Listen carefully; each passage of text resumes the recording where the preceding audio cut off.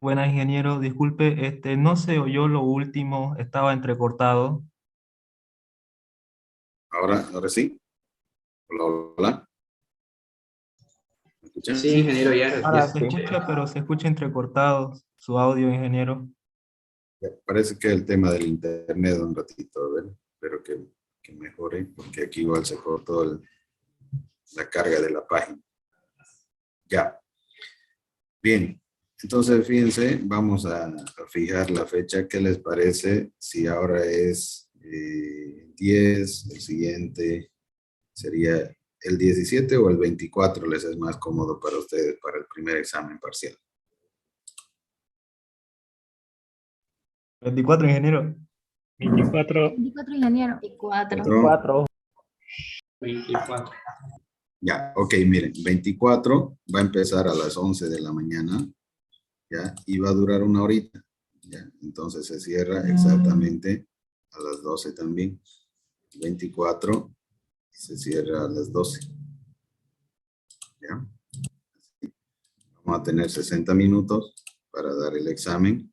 El envío se realiza automáticamente, solamente pueden darlo una vez. Las preguntas están organizadas de forma secuencial, quiere decir que no van a poder volver para atrás, van para adelante respondiendo cada pregunta. Ya las respuestas están ordenadas al azar, van a ver los puntos, ¿no? Que para acción, bueno, tener que finalizar toda la unidad 2.5, ¿ya? Y además deben, obviamente, obtener por lo Ingeniero, menos una disculpe, calificación. no se está escuchando bien. Está entrecortado. Sí, ingeniero, no se escucha bien. Otra vez tenemos ese problema. Sí.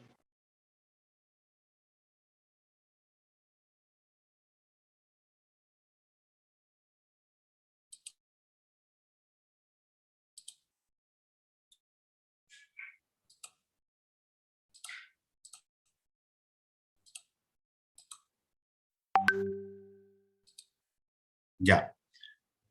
Entonces, a ver, ya hice la configuración del examen.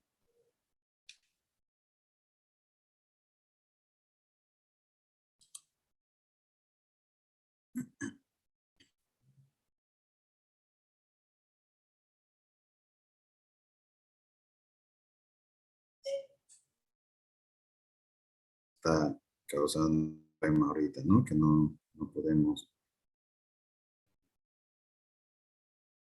editar rápidamente esto.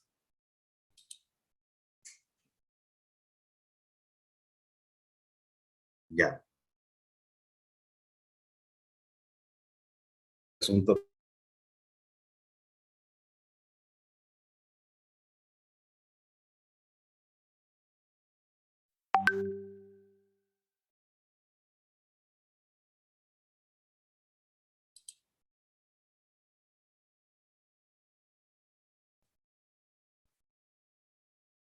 Inestables. Ya. Bien. Entonces, fíjense que para poder acceder a este examen,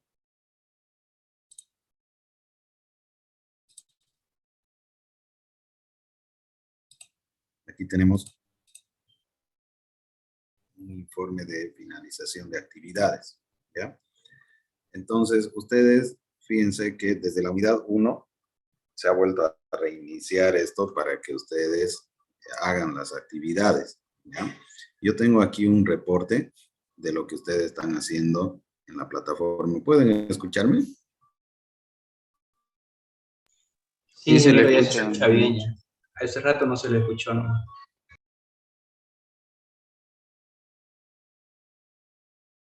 Hola, hola. Ya, ya. Perfecto. Entonces, fíjense, lo que voy a hacer, chicos, aquí es, por ejemplo, esta estudiante, Fabricio Herrera, ¿está en clase? Sí, ingeniero. Ya. Ya, escúchame, por ejemplo, aquí me sale el reporte que Fabricio hizo la visualización de todo esto. Lo que voy a hacer hoy día, voy a reconfigurar la página, ¿ya? Para que todo el mundo vuelva a empezar otra vez desde el inicio, ¿ya? O sea, le voy a poner unas restricciones al avance a manera de garantizar que ustedes estudien para el examen, ¿ya? ¿Qué quiere decir?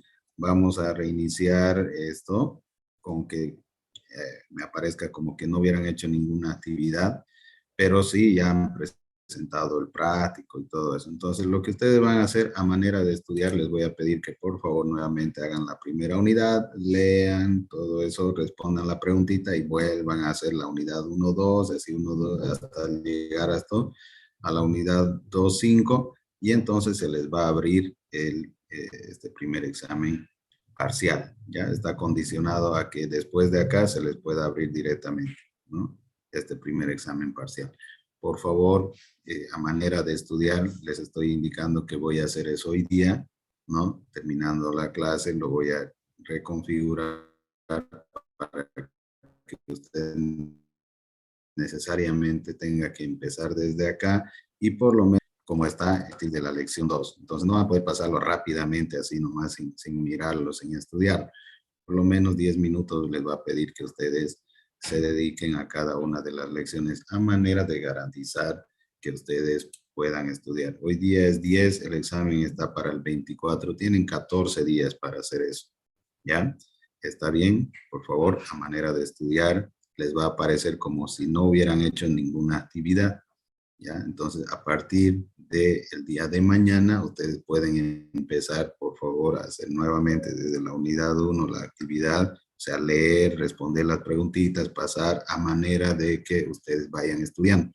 Los que han presentado el práctico y todo eso, ya está ahí el práctico presentado. Lo único que van a tener que hacer es abrir la actividad del práctico, mirarlo y ya va a aparecer como completado, ¿ya? Entonces, una a continuación de otra, las actividades van a estar condicionadas para que se abra y solamente todos los estudiantes que hayan finalizado de hacer todas esas actividades, se les va a habilitar el primer parcial.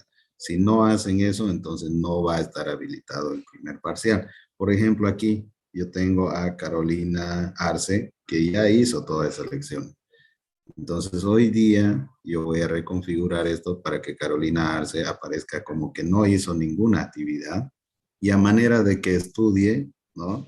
A partir de mañana vuelve a hacer la unidad 1, 1, 2, 1, 3 y se va a ir marcando acá y entonces va a poder tener acceso al examen parcial. ¿Ya? Hay estudiantes como muestran, ¿no? Ahora yo sé qué está haciendo cada estudiante en la plataforma, ¿ya? Los del grupo SA también voy a hacer lo mismo, ¿no? Ahorita esto estoy mostrando solamente del grupo AI, ¿no? El grupo AI y SA son los dos que pasamos en el mismo horario, son combinados con los de informática y tecnología. Voy a hacer lo mismo, ¿ya? Para que les aparezca a todos en cero y que vuelvan a hacer las actividades. Entonces yo aquí con este reporte tengo el control, ¿no? De lo que ustedes están haciendo, ¿no? Me informa quienes, por ejemplo, están trabajando en la plataforma. Entonces aquí veo, por ejemplo, que muchos ya han hecho toda la primera parte y está muy bien.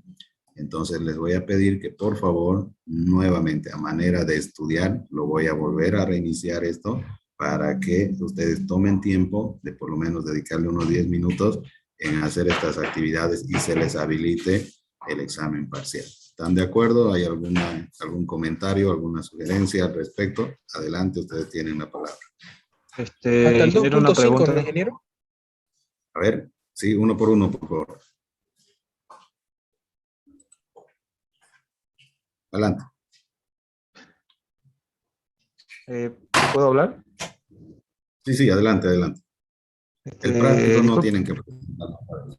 Sí, ya, una pregunta, ingeniero. sí, adelante. Sabemos que en cada tema, digamos, por ejemplo, conductores y aisladores, al finalizar hay una pregunta. Si no Sí, contestamos correctamente la pregunta, volvemos a ver de nuevo el tema. ¿Tenemos que volver a pasar los 10 minutos de no, repaso del tema?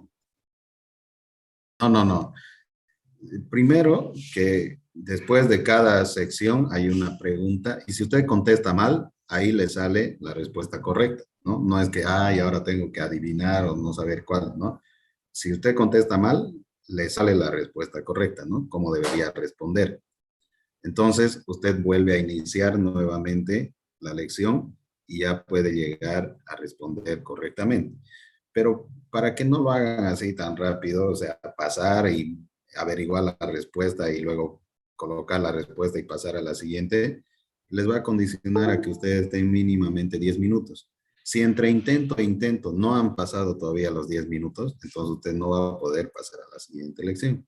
Pero si entre intento y otro intento, digamos, ya pasaron los 10 minutos, entonces una vez que usted correctamente, va a poder pasar a la siguiente lección. ¿Está bien?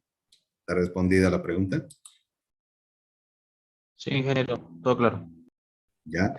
Entonces, estoy haciendo esto solamente, primero para tener un control, porque recién he podido habilitar ese control que les he mostrado a ustedes, donde yo puedo saber qué está haciendo cada uno en la plataforma.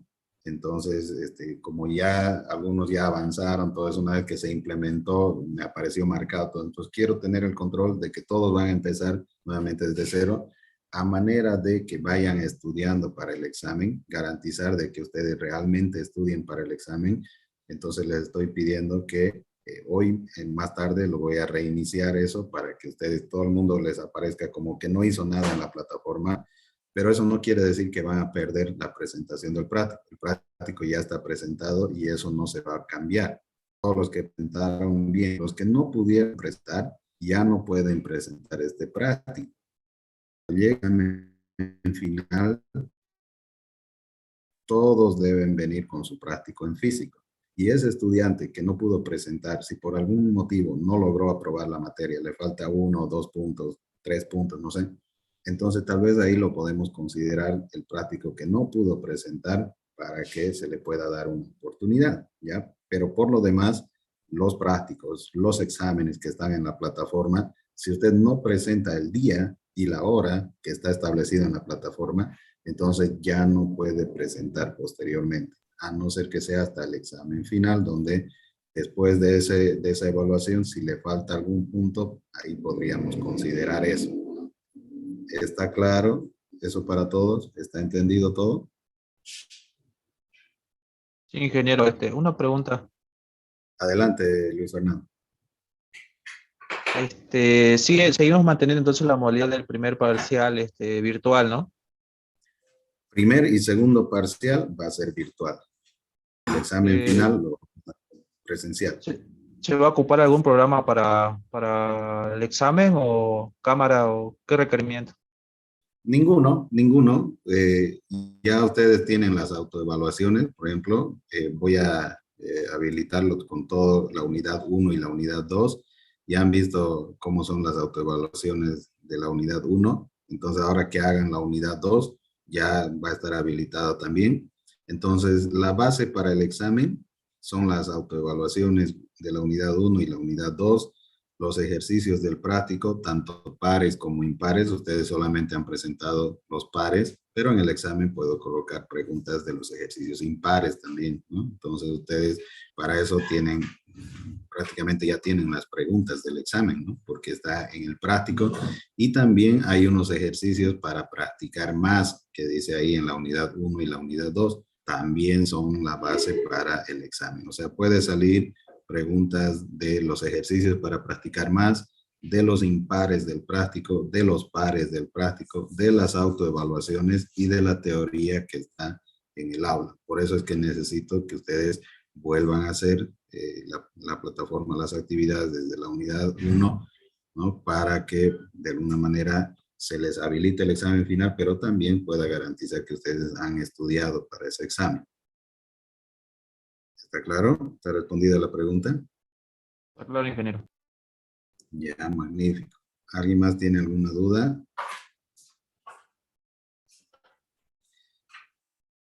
Ya, entonces no se vayan a Disculpe, molestar. ingeniero, Sí, no, perdón, para dar el primer parcial entonces tenemos que completar hasta la unidad 2, en la sección 5, ¿no? sí, sí, sí. Hoy día yo voy a hacer los ajustes para que todo el mundo aparezca en 0, digamos, ¿no? O sea, que no han hecho ninguna actividad. Entonces, a partir de mañana, usted ingresa a la plataforma, toma su tiempo, empieza a estudiar desde la primera unidad, revisa el contenido, responde las preguntas, mínimamente 10 minutos en cada lección, y va completando la unidad 1 y la unidad 2. Una vez que ha completado la unidad 1 y la unidad 2, va a quedar habilitado para dar el examen automáticamente, ¿no? El examen va a ser el 24 a las 11 de la mañana hasta las 12, 1 hora, ¿no? Y la base para ese examen van a ser las autoevaluaciones, los ejercicios del práctico, tanto pares como impares, y los ejercicios que están en la sección que dice para practicar más, además de lo que está en la plataforma, por supuesto. Disculpe, ingeniero, el examen es práctico nomás, no teórico. O puede tener preguntas teóricas. Ustedes han visto en las autoevaluaciones y en las preguntas que les hace para pasar de lección a lección, les hace algunas preguntas teóricas también, ¿no? Entonces, similar a eso puede ser. Ah, ok, ingeniero. Sí, sí, sí. Por eso todo lo que está en la plataforma es base para el examen. Entonces, no vamos a pedir algo que no esté en la plataforma, ¿no? Va a ser del contenido de la plataforma, las preguntas que les hacen para pasar de lección a lección, el práctico que ustedes han resuelto, que tiene las preguntas pares, pero también podemos preguntar de las impares, ¿no? Por eso ustedes ya la tienen ahí las preguntas. Y hay una sección que dice para practicar más, ¿no? Que también tiene preguntas. ¿El examen será de las 2 unidades? Sí, solo de las 2 unidades. No estamos viendo otra cosa. He visto que en las ayudantías incluso ya están haciendo capacitores y otras cosas, ¿no? Adelantándose al contenido. Bueno, si les parece bien, ustedes háganlo, yo no tengo ningún inconveniente, pero yo he querido que vayamos conforme a lo que estamos haciendo en la plataforma, y la forma de hacer seguimiento era yo acompañarles a ustedes en el desarrollo del contenido de la plataforma. Pero ahora que me han habilitado este informe de seguimiento, ahora sí puedo ver qué están haciendo cada uno de ustedes en la plataforma, ¿no? Les he mostrado ahorita que me manda un reporte donde me tiquea todas las actividades. Entonces, por eso quiero ponerlo en 0 ahora, para que ustedes estudien para el examen, y a partir de ahí ya tendré el control de saber si están haciendo las actividades de la plataforma o no. Ya, porque solamente el que desarrolle las unidades 1 y 2 con todo su contenido va a poder estar habilitado para el examen. Entonces, sé que estamos siendo un poco lento en la materia, pero si yo les digo, está el contenido en la plataforma, ustedes estudian y directamente voy a hacer alguna cosa, posiblemente no vamos a tener tanto entendimiento de lo que está. Y hay algunos ejercicios que están en la misma plataforma que son un poquito complejos de entenderlo, ¿no? Entonces, a veces necesitamos que alguien siempre nos los explique, ¿no? Entonces, aunque está ahí resuelto paso a paso, todo eso, pero a veces hay cositas que no sabemos de dónde salen, ¿no? Entonces, muchas veces por la falta de algo de base también matemática que debemos tener para poder hacer los ejercicios de física. ¿Ya? ¿Alguna otra pregunta? Ingeniero, una pregunta respecto al examen. Sí. ¿Hay que subir el procedimiento para resolver el ejercicio, el desarrollo? No van a Ok, necesitar. gracias. Las preguntas van a ser de selección múltiple, ¿ya? Tal cual las autoevaluaciones, ¿no? Y en las preguntas que se les hace para pasar de unidad a otra unidad, ¿no? Entre lecciones. Entonces, los ejercicios prácticos, por ejemplo, del práctico que han resuelto, valga la redundancia, tendrá solamente las alternativas de solución nada más, ¿no? Ustedes, entonces, como ya han trabajado en la resolución de esos ejercicios, ya saben cómo hacerlo, van a tener el tiempo suficiente. Obviamente la cantidad de preguntas va a estar dosificada de acuerdo a la cantidad o a la complejidad de las preguntas también. Y bueno, se supone que han estudiado para este examen y por eso va a ser más fácil entrar y ya ir respondiendo, ¿no? Tampoco es un contenido muy amplio, son 2 unidades nada más.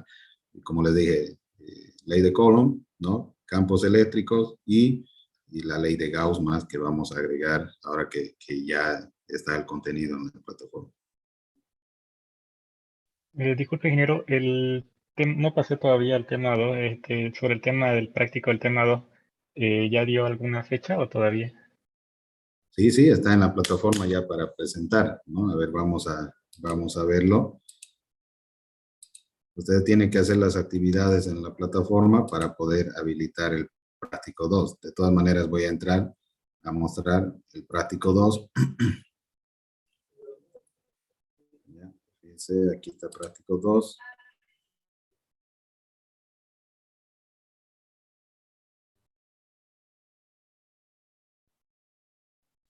Vamos a hacer algo. Cierra el 15 de mayo, ¿no? Pero como vamos a dar el examen el 24, entonces podríamos hacer alguna modificación aquí, ¿no? Yo pensaba tomar aquí el 17, ¿no? Entonces, miren, estamos a 10, entonces 5. Como vamos a dar el examen el 24, por lo menos pueden presentarlo hasta el 23, ¿de acuerdo? Ahí está, ¿Ya, ingeniero? ¿ya? Ahí está. Listo.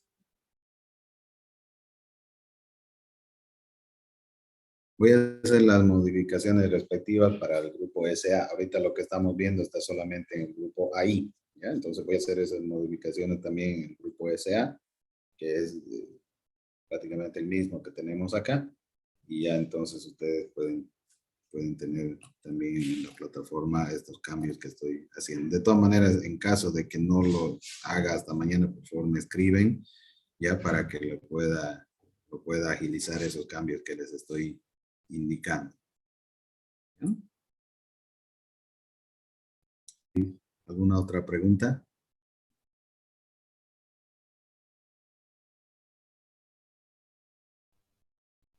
Ya, si no hay más, entonces vamos directamente con el avance de la materia. ¿Ya? Entramos aquí, carga y flujo eléctrico. ¿Ya? Vamos a conversar de este tema. Bien. Ok, entonces, en el capítulo anterior que estudiamos, ¿no? Vimos la siguiente pregunta. Dada una distribución de carga, ¿cuál es el campo eléctrico que produce esa distribución? Y pusimos un punto P, ¿no? Un punto de campo P para que nosotros podamos ver cuál es el campo eléctrico que se produce. Entonces vimos que podíamos hallar la respuesta representando la distribución como un conjunto de cargas puntuales y donde las cuales cada una de ellas produce un cierto campo eléctrico que está dado por la ecuación 1 sobre 4pi por epsilon 0 por, ¿no?, la carga 1 por la carga 2 dividido r cuadrado, ¿no? Esa es la fórmula que estábamos manejando para el campo eléctrico, ¿no? Entonces el campo total P es entonces la suma vectorial de los campos debido a todas las cargas puntuales. Pero hay otra relación entre las distribuciones de carga y los campos eléctricos, y a fin de descubrir esta relación vamos a plantear al revés esa pregunta, ¿no?, que hicimos en el anterior capítulo. Entonces lo decimos de la siguiente manera. Si se conoce la disposición del campo eléctrico, ¿no?, o sea, conociendo el campo eléctrico en una región determinada, ¿qué podríamos saber nosotros acerca de la distribución de carga en esa región? Entonces lo estamos planteando al revés la pregunta, ¿ya? A ver, aquí tenemos un ejemplo. Consideremos esta caja, ¿no?, que está acá, fíjense. Y esta puede o no puede contener una carga eléctrica. Fíjense que aquí tiene una carga eléctrica Q positiva, ¿sí? Entonces nosotros decimos que puede o no puede contener una carga eléctrica. Y suponemos que la caja es de un material que no influye en ninguno de los campos eléctricos, ¿sí? Es decir, que es de la misma clase que cuando se estudiaba, por ejemplo, el movimiento de un péndulo en física 2 o algo, la cuerda que no tiene masa.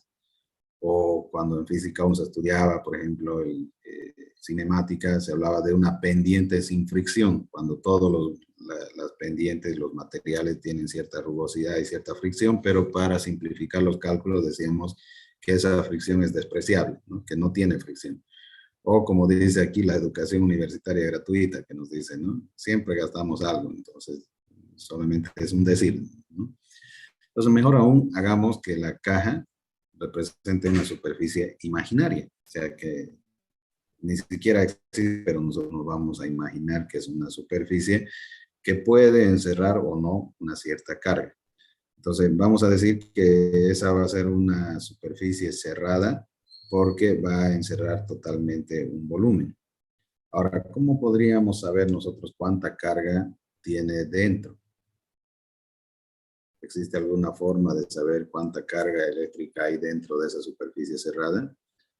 Entonces, como sabemos que una distribución de carga produce un campo eléctrico y que un campo eléctrico ejerce una fuerza sobre una carga de prueba que nosotros coloquemos en un punto de campo, entonces vamos a colocar esa carga de prueba Q sub 0 cerca a las proximidades de esa carga y luego vamos a medir la fuerza que la carga de prueba experimenta en distintas posiciones y con eso vamos a elaborar un mapa tridimensional del campo eléctrico. Sabemos que el campo eléctrico es la fuerza dividida la carga de prueba, ¿no? Que está fuera de la carga, de la caja, perdón. Y en este caso vemos aquí, por ejemplo, un mapa de lo que resulta ser el campo eléctrico, ¿sí? Aquí tenemos una carga puntual, positiva, y fíjense cómo se generan el campo eléctrico, ¿no? Con líneas inclinadas que salen de la carga. Aquí tenemos dos cargas positivas, entonces fíjense, empiezan a salir unas paralelas. Es diferente la distribución del campo. Aquí están inclinadas porque salen directamente de esta carga centrada puntual. En cambio aquí, como hay dos cargas positivas, fíjense las líneas que se generan, el espacio tridimensional, el diagrama que se da del campo eléctrico es diferente. Entonces, por estas flechas que nosotros vemos aquí que representa el campo eléctrico, podemos entender que hay dos cargas positivas porque están saliendo. Cuando la carga es negativa, el campo eléctrico lo vamos a graficar como unas líneas entrantes a la caja, ¿no? Y si todas están inclinadas y van hacia el centro, quiere decir que hay una sola carga. Cuando yo tengo dos cargas negativas, fíjense aquí las líneas del campo eléctrico, nos muestra que hay cierto paralelismo acá. Entonces podemos entender de que hay dos cargas eléctricas, en cambio aquí están inclinadas, ¿sí? Bien, entonces con base a los detalles del mapa podemos hallar el valor exacto de la carga puntual que está en el interior de esa caja. Ahora, para conocer el contenido de la caja, nosotros necesitamos medir ese campo eléctrico solo en la superficie de la caja, ¿sí? Entonces, en esa figura vemos que hay una sola carga puntual positiva dentro de la carga, como les había mostrado aquí, una sola carga positiva, ¿no? Y en la siguiente figura hay dos cargas de ese tipo. Entonces, las disposiciones del campo sobre la superficie de las cajas, como vimos, son diferentes, ¿no? Cuando lo analizamos en detalle. Pero en ambos casos, el campo eléctrico está apuntando hacia afuera de la caja. En cambio, las otras dos imágenes que vimos, la figura 22C y la figura 22D, muestran unos casos con una y con dos cargas puntuales negativas dentro de la caja, ¿no? Y una vez más, los detalles de este campo eléctrico que se está mostrando en la superficie de la caja son diferentes, porque cuando tiene una sola carga está inclinado, pero cuando tiene dos cargas vimos incluso que sale paralelo, ¿no? Sí, ingeniero. Bien, pero no es imposible que lo puede. ¿De qué es esto? Para convocar a la reunión. Para entonces jueves, Puede, ¿no? sí. ¿Nadie? Sí, por favor. Muéstreselo al ingeniero. Bien, mi disculpa. Entonces decíamos, ¿no? Que si las dos cargas son negativas, como vemos, van a apuntar hacia adentro de la caja, ¿no? Bien, en la anterior sección mencionamos una analogía que había entre los vectores de campo eléctrico y los vectores de velocidad de un fluido en movimiento. Vamos a utilizar nuevamente esta analogía, pero sí tenemos que saber que en el campo eléctrico no fluye nada en realidad como en unos vectores de velocidad de un fluido en movimiento, ¿no? Ahí sí fluye un líquido, por ejemplo, ¿no? Entonces, pero en esto del campo eléctrico no fluye nada, solamente son unas líneas que nos muestran cómo es la configuración del campo, ¿no? Entonces, con base a esta analogía, vamos a decir que, por ejemplo, las figuras de esa caja donde está saliendo el campo eléctrico, donde hay una carga positiva y luego hay dos cargas positivas en la caja, los vectores de campo eléctrico apuntan hacia afuera de la superficie, entonces el flujo eléctrico va a ser saliente, ¿no? En cambio, cuando tenemos las cargas negativas, los vectores del campo eléctrico apuntan hacia el interior de la superficie y por lo tanto el flujo eléctrico va a ser entrante. En estas otras figuras que vemos a continuación, ellas sugieren una relación simple, ¿no? La carga positiva que está dentro de la caja atraviesa con un flujo eléctrico saliente en la superficie de la caja y la carga negativa del interior lo hace con un flujo eléctrico entrante. Ahora, ¿qué ocurre, ¿no? Si la carga que está al interior de la caja es cero? Nosotros vemos aquí que las líneas del campo eléctrico son salientes cuando es positivo y son entrantes cuando es negativo. Y si no hay carga aquí en la caja, si la carga eléctrica es cero, ¿no? ¿Cuál es el flujo eléctrico? El flujo es lo que atraviesa estas paredes, ¿no? De la caja. Entonces, estas líneas del campo es el flujo eléctrico. Entonces, si nosotros decimos que la carga que está al interior de la caja es cero, ¿qué es lo que ocurriría? Entonces, el campo que nosotros veríamos fuera, el campo eléctrico, es cero y no atravesaría ningún campo eléctrico. Por lo tanto, el flujo eléctrico sería cero. Entonces, si el campo es cero en todas partes, no hay flujo eléctrico, ni hacia adentro ni hacia afuera de la caja. En esta figura 22.3b, ¿no? Hay una carga puntual positiva y una carga puntual negativa de igual magnitud encerradas en la caja y por tanto la carga neta al interior es cero. Si sumamos la carga positiva y la carga negativa de igual magnitud, se anulan estas dos y por lo tanto la carga neta o la carga total es cero, ¿sí? Aún así, nosotros vemos que debido a esta carga eléctrica positiva, se genera un campo eléctrico aquí saliente, ¿no? Fíjense, saliente porque la carga es positiva. Y debido a esta carga negativa se genera un campo entrante. Bien, entonces aquí yo tengo en esta cara, por ejemplo, dos líneas entrantes y por este otro lado dos líneas salientes. Entonces, estas entrantes con las salientes se anulan, ¿no? Como esta que está saliente con otra entrante se anula, la saliente con la entrante se anula y así, ¿no? Por todo lado. Por lo tanto, el campo eléctrico total por fuera va a ser cero, al igual que cuando no existe una. Entonces, dos situaciones aquí. Cuando la carga es cero, entonces el campo eléctrico es cero y por lo tanto el flujo también es cero.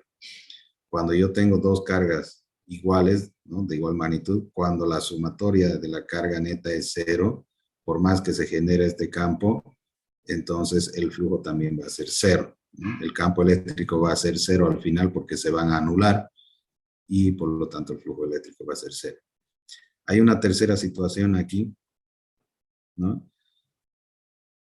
Fíjense que la carga neta al interior de la caja es cero y hay un campo eléctrico, pero fluye hacia adentro de la caja en la mitad de la superficie y la otra fluye hacia afuera en la otra mitad y por consiguiente no hay flujo eléctrico neto dentro ni hacia afuera de la caja. Ahora, la caja está vacía en esta otra tercera figura que vemos aquí. Sin embargo, hay una carga afuera de la caja y la cual la caja ha sido colocada en un extremo paralelo a una lámina infinita con carga uniforme, la cual produce un campo eléctrico uniforme perpendicular a la lámina, ¿no? Entonces, fíjense, aquí yo tengo una caja que no tiene carga en su interior, pero ahora la carga eléctrica viene de esta lámina infinita que dice, aquí estamos tomando un pedazo, nada más, ¿no? Una carga distribuida en esta área, ¿no? Una carga positiva, por ejemplo, y está generando este campo eléctrico. Pero fíjense que ese campo eléctrico, lo que ingresa por esta cara, sale por esta otra, ¿no? Entonces se anula, lo que entra sale. Entonces no hay flujo eléctrico porque el campo eléctrico es nulo. Y por estas otras paredes es paralela a la caja, ¿no? Entonces cuando el campo eléctrico es paralela a la cara, no lo atraviesa, lo está pasando por encima si quieren, ¿no? Para que haya flujo eléctrico tiene que atravesarlo, ¿no? Y tiene que ser entrante o saliente. Pero cuando es entrante y saliente a la vez, entonces se anulan, ¿no? No hay flujo eléctrico. Entonces, en este caso, en cualquiera de estos tres casos, el flujo eléctrico es nulo, es cero, ¿no? Porque el campo eléctrico es cero, se anula, ¿no? Entonces, en un extremo de la caja, el campo eléctrico apunta hacia el interior de la caja, en este extremo, y en el otro es saliente. Fíjense. En el extremo opuesto, el campo eléctrico apunta hacia afuera de la caja. Y en los costados el campo eléctrico es paralelo a la superficie, esto de acá. Y por tanto no apunta ni hacia adentro ni hacia afuera de la caja. Entonces, al igual que en esa figura anterior, el flujo eléctrico entrante en una parte de la caja compensa exactamente con el flujo eléctrico saliente de la otra parte, y por tanto, todos los casos mostrados en estas tres figuras, podemos decir que no hay flujo eléctrico neto a través de la superficie de la caja y no hay una carga neta encerrada en la caja. Ahora aquí vemos otra figura, ¿no? Vemos una carga positiva encerrada en esta superficie de una caja que genera un campo eléctrico y por lo tanto al atravesar las líneas del campo eléctrico por la superficie se genera un flujo eléctrico. ¿Qué pasa si nosotros aumentamos la carga a 2 veces el valor de la carga? Entonces el campo eléctrico va a ser más intenso. Fíjense, tiene los vectores que representan el campo eléctrico son más grandes que estos vectores de acá con una sola carga. Entonces podemos decir que la magnitud del campo eléctrico es directamente proporcional a la magnitud de la carga. ¿Qué pasa si yo amplío las dimensiones de la caja? Entonces, la magnitud del campo eléctrico va a ser la misma que en esta caja pequeña, porque la carga es la misma. Solamente que las dimensiones de la otra caja es más grande, pero le atraviesa lo mismo. Entonces, independientemente del tamaño de la caja, ¿no? El campo está en función de la cantidad de carga.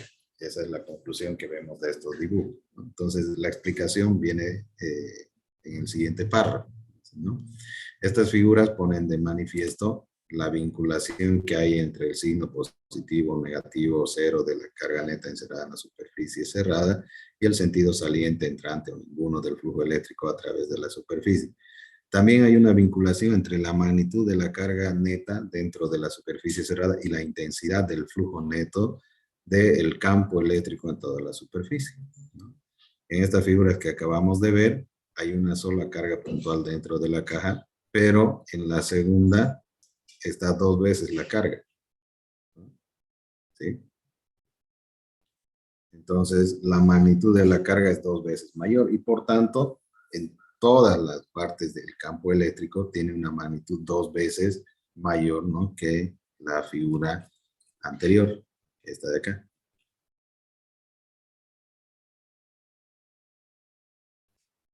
Ahora, pero cada cara de la caja grande tiene exactamente 4 veces el área de la caja correspondiente de la caja pequeña, ¿no? Cuando nosotros aumentamos el valor de las dimensiones de la caja, ¿no? Entonces, aquí, ¿qué podemos decir? Que el flujo eléctrico neto a través de la superficie de la caja es directamente proporcional a la magnitud de la carga que encierra. Bien. Ahora, hemos visto que hay una relación entre la cantidad de carga neta en el interior de la superficie cerrada y el flujo eléctrico a través de esa superficie. Con respecto a los casos especiales de una superficie cerrada con forma de caja rectangular y distribuciones de carga compuesta o cargas puntuales o láminas infinitas con carga, podemos decir cuáles son esas 3 cosas. Primero, es que el hecho de que haya o no flujo eléctrico saliente o entrante neto a través de una superficie cerrada depende del signo de la carga encerrada, ¿no? Fíjense que acá va a ser saliente, ¿no? Va a ser saliente cuando la carga es positiva y va a ser entrante cuando la carga es negativa. Eso es algo que hemos podido entender acá. Segundo, que las cargas que están afuera de la superficie no proporcionan un flujo eléctrico neto a través de la superficie. Bien.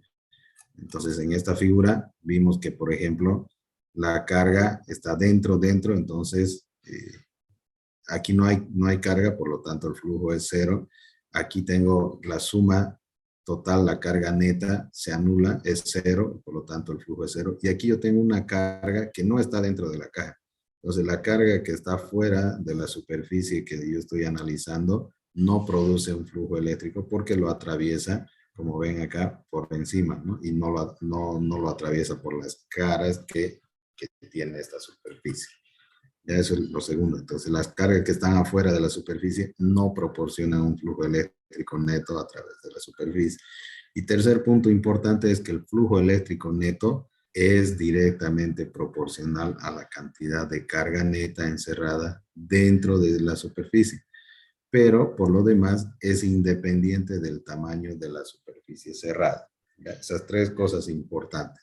Estas observaciones son una expresión cualitativa de lo que va a ser la ley de Gauss que vamos a enunciar en este capítulo. Ahora, ¿son válidas estas observaciones con respecto a otras distribuciones de carga y a superficies cerradas de forma arbitraria? Bueno, la respuesta a esta pregunta es que sí, ¿no? Sí, sí, son válidas estas observaciones. Sin embargo, para explicar por qué es necesario contar con una expresión matemática precisa de lo que significa el concepto de flujo eléctrico y que matemáticamente nos muestre que no importa la forma que tenga, igual se puede aplicar estos mismos conceptos. Entonces, para ello, vamos a ir a deducir lo que es la ley de Gauss, ¿ya? Entonces, pasamos a la siguiente lámina. Aquí tienen una pregunta para ustedes que deben responder. Vamos a hacer el cálculo del flujo eléctrico. ¿Qué consiste? Bueno, en la sección anterior que estuvimos estudiando, se desarrolló el concepto del flujo eléctrico. En términos cualitativos, por supuesto, dijimos que sale, que entra, ¿no? Cuando la carga es positiva. Bueno, ahora, el flujo eléctrico a través de una superficie es una descripción de si el campo eléctrico apunta hacia adentro o hacia afuera de esa superficie. Nos serviremos de esto para proporcionar una expresión cualitativa un poco burda de lo que es la ley de Gauss, que dice de la siguiente manera, ¿no? Que el flujo eléctrico neto a través de una superficie cerrada es directamente proporcional a la carga neta en el interior de esa superficie. Bueno, si queremos nosotros aprovechar completamente lo que es la ley de Gauss, necesitamos saber cómo vamos a calcular el flujo eléctrico. ¿Cómo se calcula el flujo eléctrico? Ya hemos dicho que el flujo eléctrico es lo que atraviesa la superficie, el campo eléctrico que atraviesa la superficie, ¿no? Entonces, para ello, necesitamos nuevamente la analogía que hicimos del campo eléctrico y el campo de vectores de velocidad de un fluido en circulación. Una vez más, no hay que olvidar que se trata solamente de una analogía, una comparación que estamos haciendo con un campo eléctrico y con un fluido en movimiento, ¿no? Porque el campo eléctrico no es un flujo. Nuevamente recalcamos ese aspecto, ¿ya? A ver, aquí tenemos una figura que nos muestra un fluido, ¿no?, que fluye de modo uniforme de izquierda a derecha.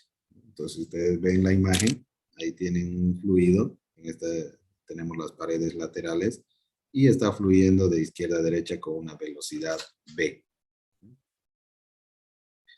Ahora, examinamos la relación del flujo volumétrico de V de T, por ejemplo, en metros cúbicos por segundo, y a través del rectángulo de alambre de área A. Queremos ver cuánto atraviesa por este rectángulo, entonces colocamos ese rectángulo y tiene un área A.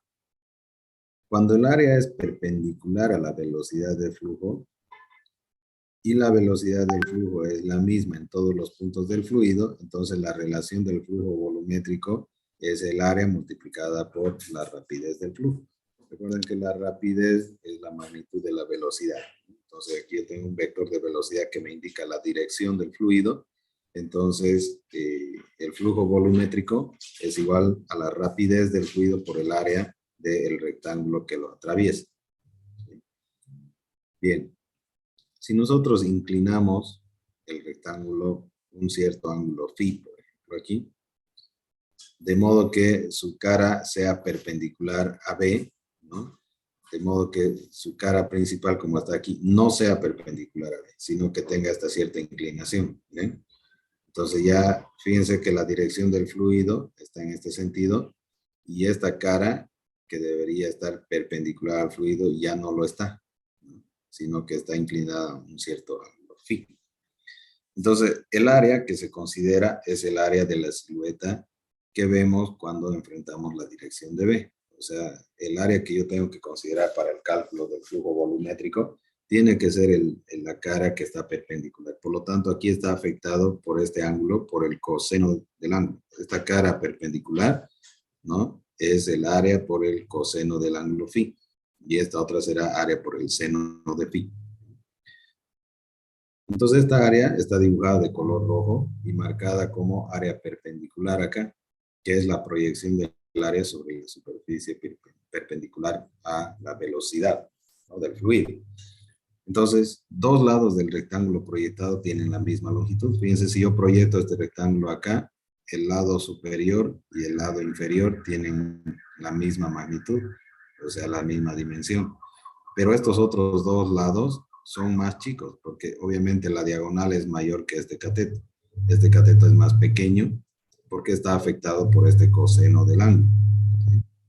Entonces, dos lados del rectángulo proyectado tienen la misma longitud que el original, pero los otros dos se han acortado por un factor coseno de phi. Y por tanto, el área proyectada, que sería el área perpendicular, va a ser área por el coseno de phi. En estas condiciones, las relaciones del flujo volumétrico a través del área va a ser, el flujo volumétrico va a ser la rapidez del fluido por el área perpendicular, ¿no?, que lo atraviesa. Entonces, el área perpendicular es área por el coseno de phi. Si este ángulo phi es de 90 grados, entonces fíjense, si nosotros abrimos estos 90 grados, entonces este rectángulo se pone paralelo a la dirección del fluido y el fluido ya no atraviesa el rectángulo. Y coseno de 90 grados es 0, por lo tanto el flujo tiene relación con lo que estamos diciendo. Si el fluido ya no lo atraviesa, entonces el flujo es 0.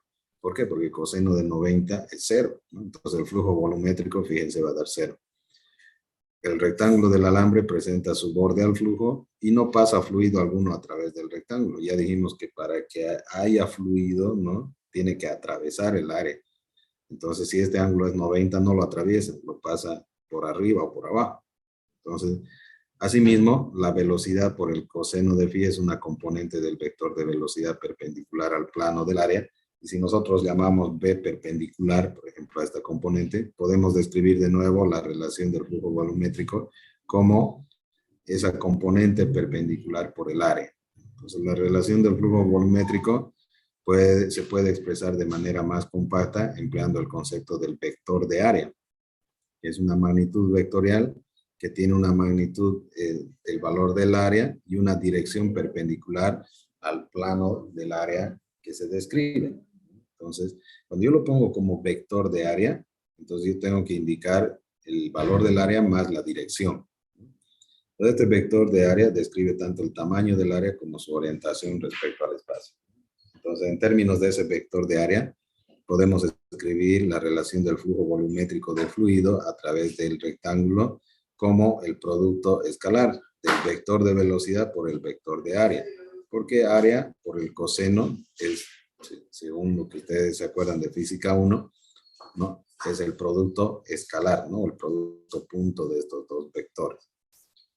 Entonces, con base a esa analogía que nosotros estamos hablando entre el flujo volumétrico, ¿no?, de un fluido, y ahora con el campo eléctrico, vamos a definir lo que es el flujo eléctrico del mismo modo que hemos definido la relación del flujo volumétrico de un fluido.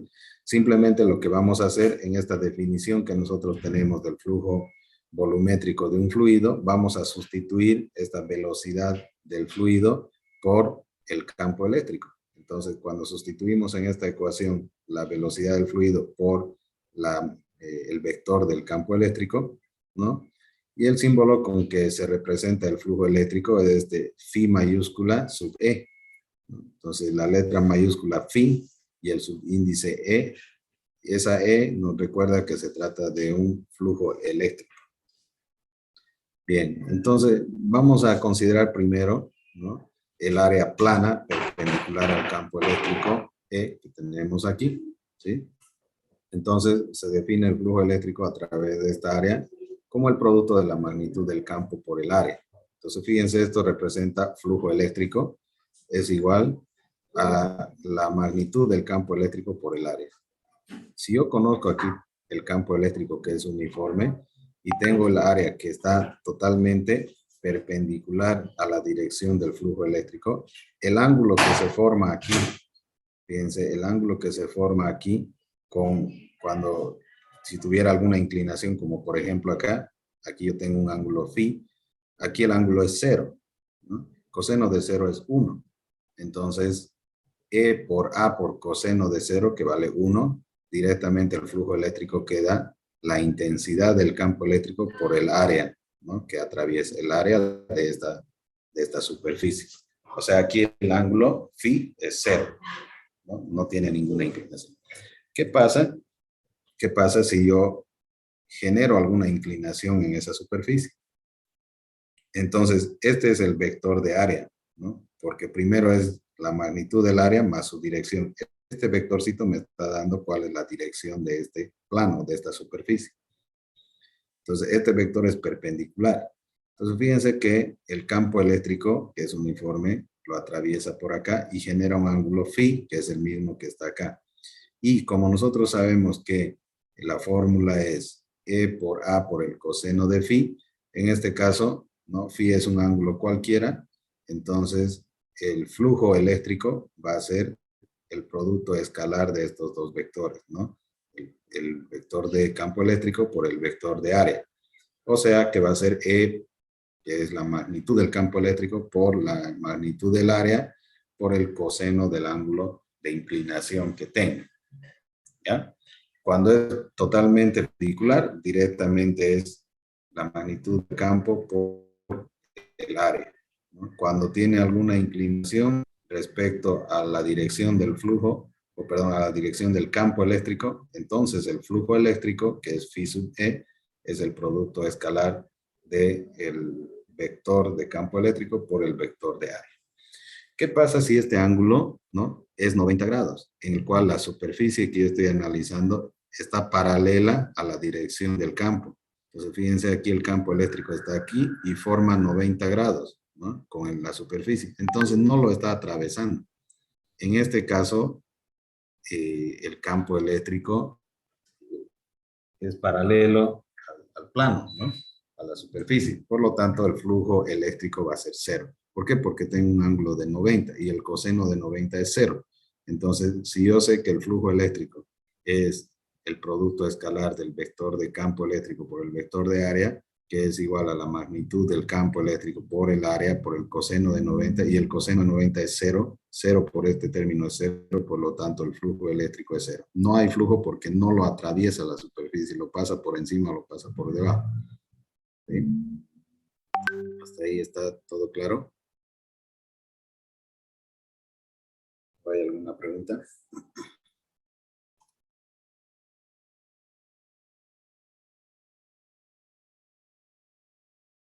¿Hay alguna pregunta, chicos? No, Inge, todo claro. Ya, muy bien, muy bien. Entonces, aquí hay unas ecuaciones que nosotros tenemos, ¿no? El flujo eléctrico, ¿no?, es igual, ya dijimos, la magnitud del campo por el área por el coseno de phi, ¿sí? Puedo escribir de otra manera, ¿no? E por el coseno de phi sería la componente perpendicular del flujo, ¿no? Entonces yo puedo anotar así. E perpendicular del campo eléctrico por el área, ¿no? Entonces, esta es otra forma de escribir esto. Es lo mismo, ¿no? El flujo eléctrico es lo mismo en estos dos. Solamente que aquí estoy anotando el E perpendicular, entonces ya no anoto el coseno. Al decir perpendicular, yo ya estoy absorbiendo ese coseno ahí. Otra forma de escribir esto es colocar el producto escalar del vector de campo eléctrico por el vector de área, ¿no? Igual aquí estamos absorbiendo este coseno, está implícito en esto. Ya sabemos que este producto escalar es la magnitud de este primer vector por la magnitud de este segundo por el coseno del ángulo que se forma, ¿no? Porque eso es la definición del producto escalar. Entonces, estas tres son equivalentes, estas tres ecuaciones. Ahora, en el sistema internacional, el flujo eléctrico tiene una unidad de medida, ¿no? Como estamos aprendiendo a calcular el flujo eléctrico, entonces la unidad es Newton por metro, Newton metro cuadrado por coulomb, ¿no? Newton metro cuadrado por coulomb. Esa es la unidad de medida del flujo eléctrico, ¿ya? Bien. Ahora dice, dése cuenta que si el área de canto contra el campo eléctrico y el área son perpendiculares, entonces el flujo es cero. Claro, fíjense que aquí el vector de campo eléctrico con el vector de área son perpendiculares, forman 90 grados. Entonces el flujo eléctrico es cero, porque no lo atraviesa la superficie, lo pasa por encima. ¿Bien? Entonces eso es otra aclaración que se está haciendo acá. Ya. Ahora, podríamos representar la dirección de un vector de área, o sea, este vector de área, la dirección es este vector que nos muestra acá, ¿no? Podríamos representar eso, nos dice acá, con un vector unitario n con un acento circunflejo, n sombrerito, ¿no? Perpendicular al área. Entonces, este vector de área perpendicular al área, n significa normal, entonces esto es un vector normal. Entonces, este vector de área se podría escribir que la magnitud de área por este que le va a dar su dirección, que es este vector normal. Entonces, una superficie tiene dos lados. Por tanto, son dos las direcciones posibles de este vector normal, ¿no? Del vector del área. Siempre se debe especificar la dirección elegida. ¿Cuáles son esas dos direcciones? Bueno, puede ser hacia arriba o puede ser hacia abajo, ¿no? Tiene dos caras esta superficie. Miren, puede ser aquí hacia la derecha o puede ser hacia la izquierda. Entonces, ¿de cuál lado estamos hablando? Entonces, cuando nosotros ponemos la flecha aquí, ya sabemos, porque ¿qué pasaría si, por ejemplo, el vector estaría apuntando al otro lado? El ángulo no sería phi, sería phi más 180, ¿no? Entonces, porque está al otro lado. Eso es importante definir. Entonces, este vector normal que está acompañando acá es importante, ¿no? Siempre se debe especificar la dirección que nosotros estamos eligiendo. En la sección 22.1 relacionamos la carga dentro de una superficie cerrada con el flujo eléctrico a través de la superficie. Con una superficie cerrada siempre vamos a elegir la dirección de este vector normal como saliente.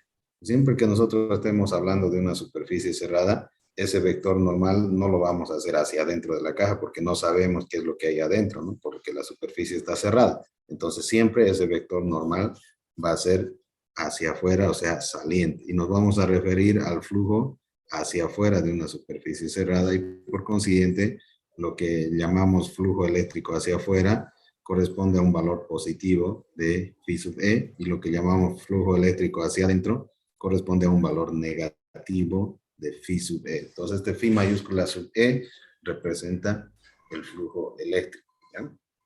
Ahora, ¿qué sucede si el campo eléctrico no es uniforme? Bueno, aquí todo el tiempo estamos viendo que el campo eléctrico es uniforme, ¿no?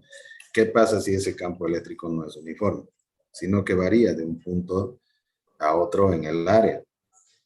O si el área es parte de una superficie curva, si no es plana como acá, es una superficie curva. Entonces cambia la situación, ¿no? Cambia la situación. Entonces, ¿qué podemos hacer eso? Bueno, en esos casos vamos a dividir el área en pedacitos pequeñitos que sí tengan la forma rectangular, ¿no? En diferencial de área. Entonces, cada uno de los cuales va a tener un vectorcito unitario, vector normal, perpendicular a él, y un vector de área, diferencial de área, que va a ser la normal por el diferencial de área.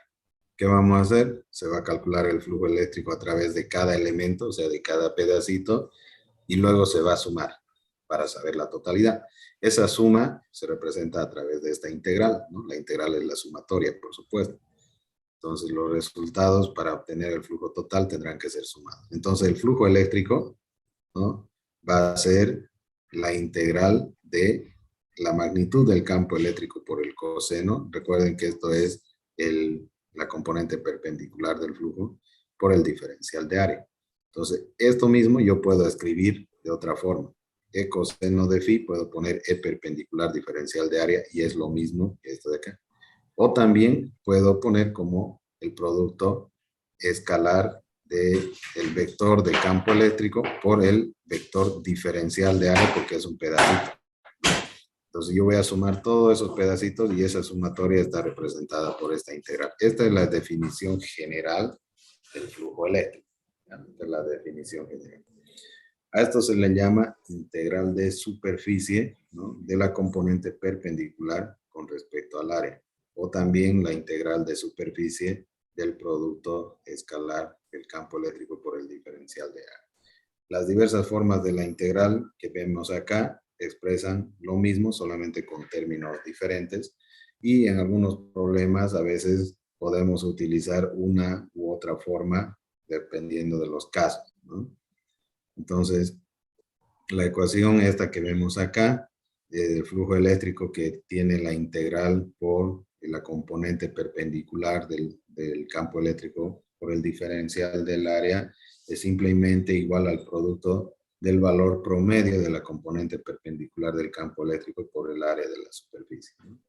Y esta es la misma definición del flujo eléctrico a la que llegamos anteriormente, pero ahora expresada en términos un poquito más matemáticos, ¿no? En la anterior sección era en términos cualitativos, ¿no?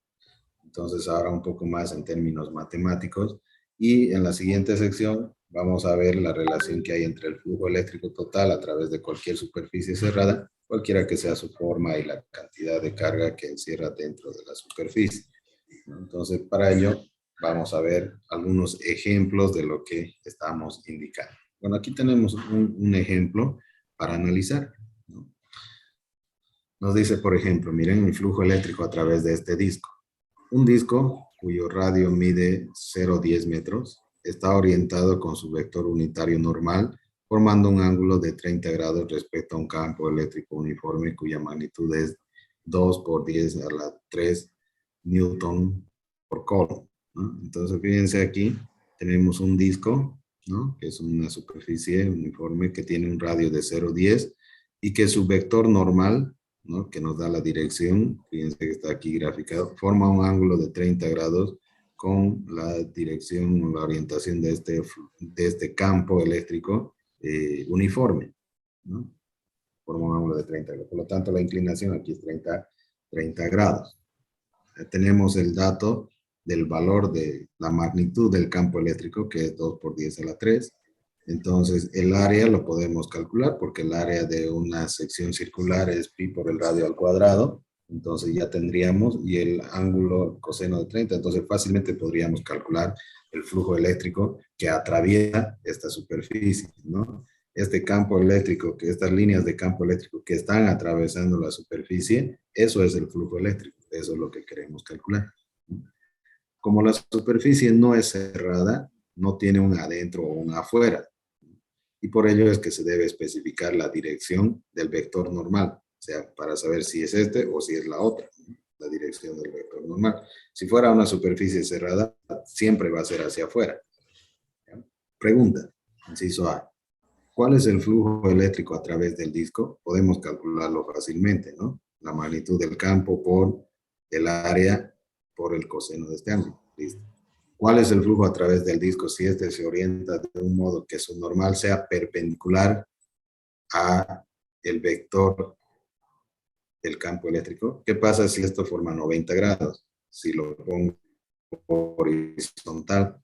Si lo pongo horizontal, ya sé que no lo atraviesa, lo pasa por encima o por debajo. Entonces, en ese caso, el flujo va a ser cero. Pero eso seguramente va a ser la respuesta del inciso B. Lo vamos a responder más adelante.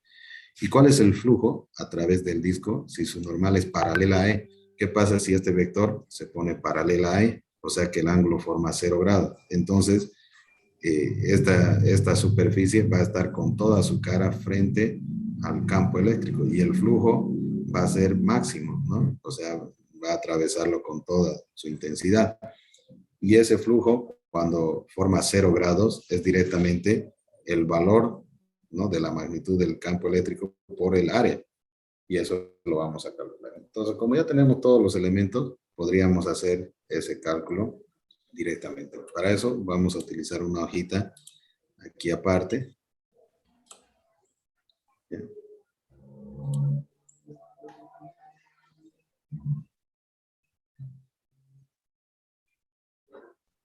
Bien. Vamos a copiarnos el problema.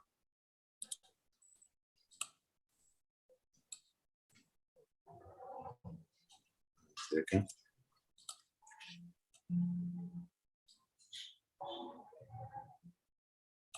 Bien. Ahora el dibujito, ¿no?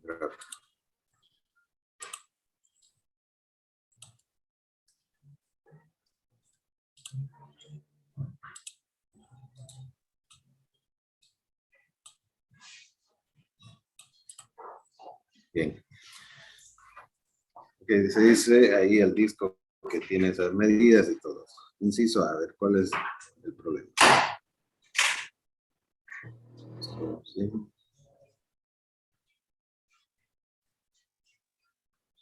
Para resolver el inciso A, nos dice, ¿cuál es el flujo eléctrico a través del disco?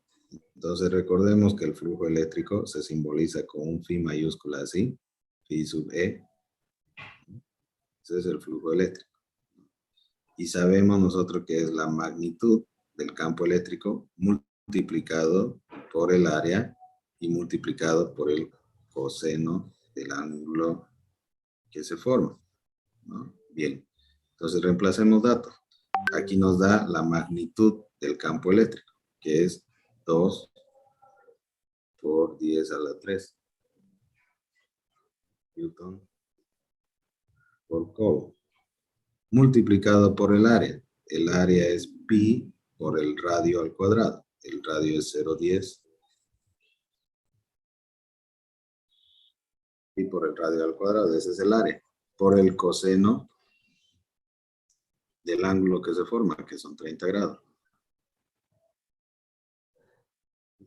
Entonces necesitamos una calculadora que nos permita encontrar ese resultado. Entonces será 2 por 10 a la 3 por pi por 0.10 al cuadrado y por el coseno de 30 grados. O sea que hay que verificar que esté en DEC nuestra calculadora, ¿no? Para no cometer errores. Le damos igual. 54, ¿no? Estamos trabajando con dos cifras significativas. 54. 54. ¿Cuáles son las unidades, ¿no?, del flujo eléctrico? Dijimos que es Newton metro cuadrado por Coulomb.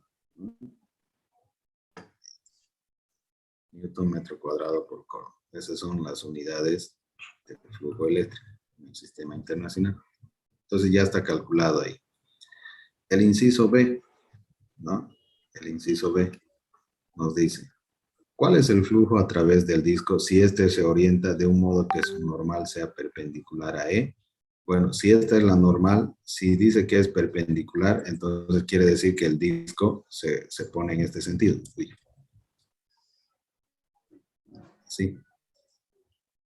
Así se pone este disco y su normal es perpendicular. O sea, forma 90 grados con este es el disco, ¿no? Aquí. Entonces fíjense que cuando forma 90 grados, no lo atraviesa la superficie, lo pasa por debajo, lo pasa por encima. No es que lo atraviesa por aquí, por en medio. No. Tiene que atravesar por este lado, ¿no? La superficie. Entonces, cuando forma 90 grados, cuando phi es igual a 90 grados, entonces el flujo eléctrico aquí, el flujo eléctrico es 0, ¿no? ¿Por qué? Porque el coseno, en esta fórmula, el coseno de 90 grados es 0, por lo tanto va a ser 0. O sea que aquí podemos poner que este flujo eléctrico, phi sub E, ¿no?, que por fórmula es la magnitud del campo por el área, por el coseno. En este caso, phi vale 90 grados. Este es 0. Por lo tanto, 0 multiplicado por cualquier cosa va a ser 0, ¿no? 0 es la magnitud del campo en el inciso, perdón, del flujo eléctrico en el inciso B. En el inciso C dice, ¿cuál es el flujo a través del disco si su normal es paralela a E? Entonces el disco en ese caso está en esta posición así, ¿no? El disco está así. Y aquí está la normal. La normal es paralela a el vector de campo eléctrico, ¿no? Entonces cuando está en esta posición, entonces está soportando todo, ¿no? Por aquí, el campo eléctrico. Entonces está tiene que ser máximo, ¿no? En este caso, el ángulo que se forma entre estos dos es 0. Phi aquí vale 0, ¿no? Cuando el flujo a través del disco, si su normal es paralela al campo, ¿no? En ese caso, la normal paralela al campo. Entonces, en el inciso C, aquí decimos que el flujo eléctrico, ¿no?, va a ser igual la magnitud de E por A por el coseno de 0 grados. Coseno de 0 grados es 1. Entonces aquí directamente va a ser E por A, ¿no? Entonces multiplicando será 2 por 10 a la 3 Newton por Coulomb por pi por 0.10 metros cuadrados por el coseno de 0 grados. Además, entonces, en nuestra calculadora vamos y cambiamos el valor. Aquí nada más ponemos 0. Ya está. Y sale 20 pi o 62, pero vamos a redondear a 63 Newton metro cuadrado por Coulomb. El flujo eléctrico. Ahora, si evaluamos nuestra respuesta, cuando está inclinado pasa menos, ¿no?, el flujo.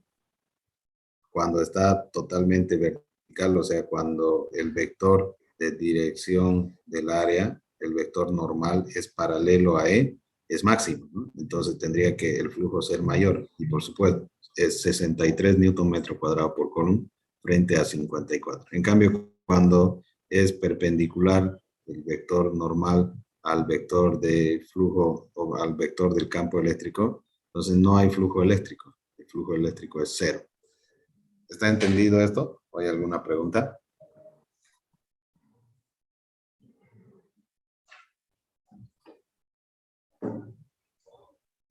¿Una pregunta?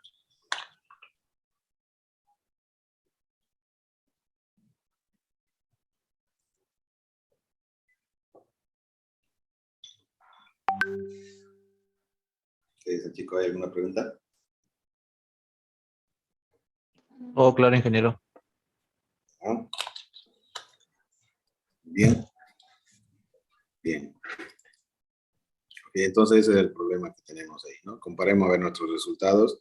54 Newton metro cuadrado Coulomb, luego sacamos aquí 63 en el inciso C, en el inciso B el flujo eléctrico es 0, correcto, ¿no? Está todo bien. Bien, ahora tenemos aquí otro ejemplo, pero de un flujo eléctrico a través de un cubo. Bueno, ahora se coloca un cubo del lado L, ¿no?, en una región de campo eléctrico uniforme. Entonces, aquí tenemos este campo eléctrico. Halle el flujo eléctrico a través de cada cara del cubo y el flujo total a través del cubo cuando el cubo, inciso A, está orientado con dos de sus caras perpendiculares al campo eléctrico. Si nosotros analizamos este cubo, ¿no?, fíjense que la dirección del campo eléctrico está mostrado aquí.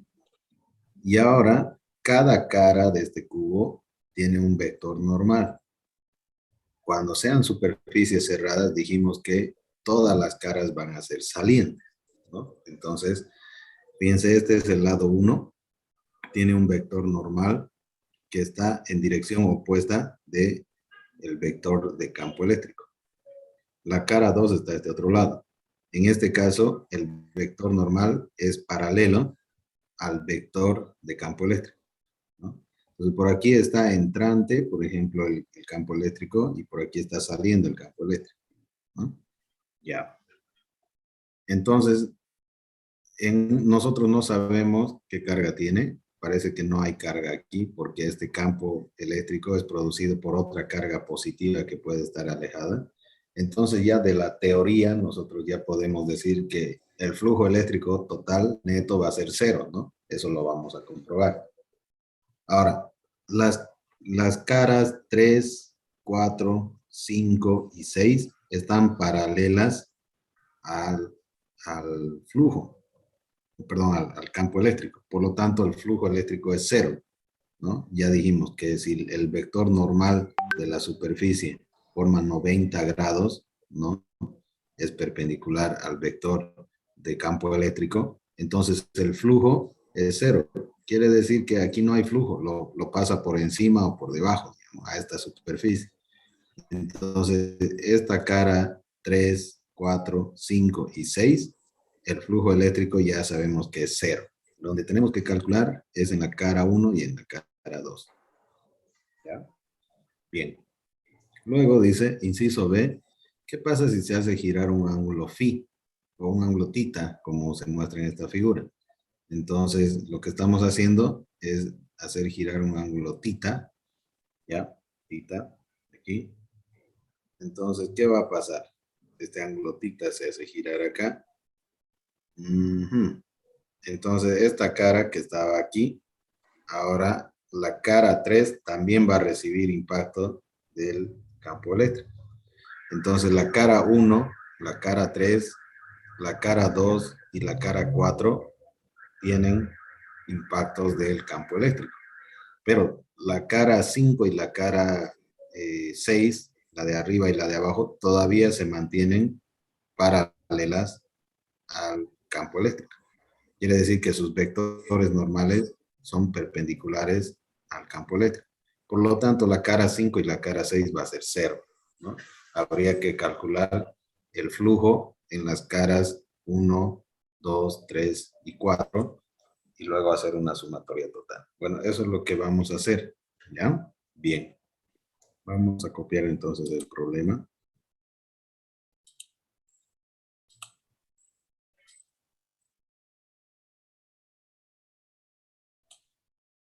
Es un problema genérico porque no nos da los valores de la magnitud del campo eléctrico ni otra cosa, ¿no?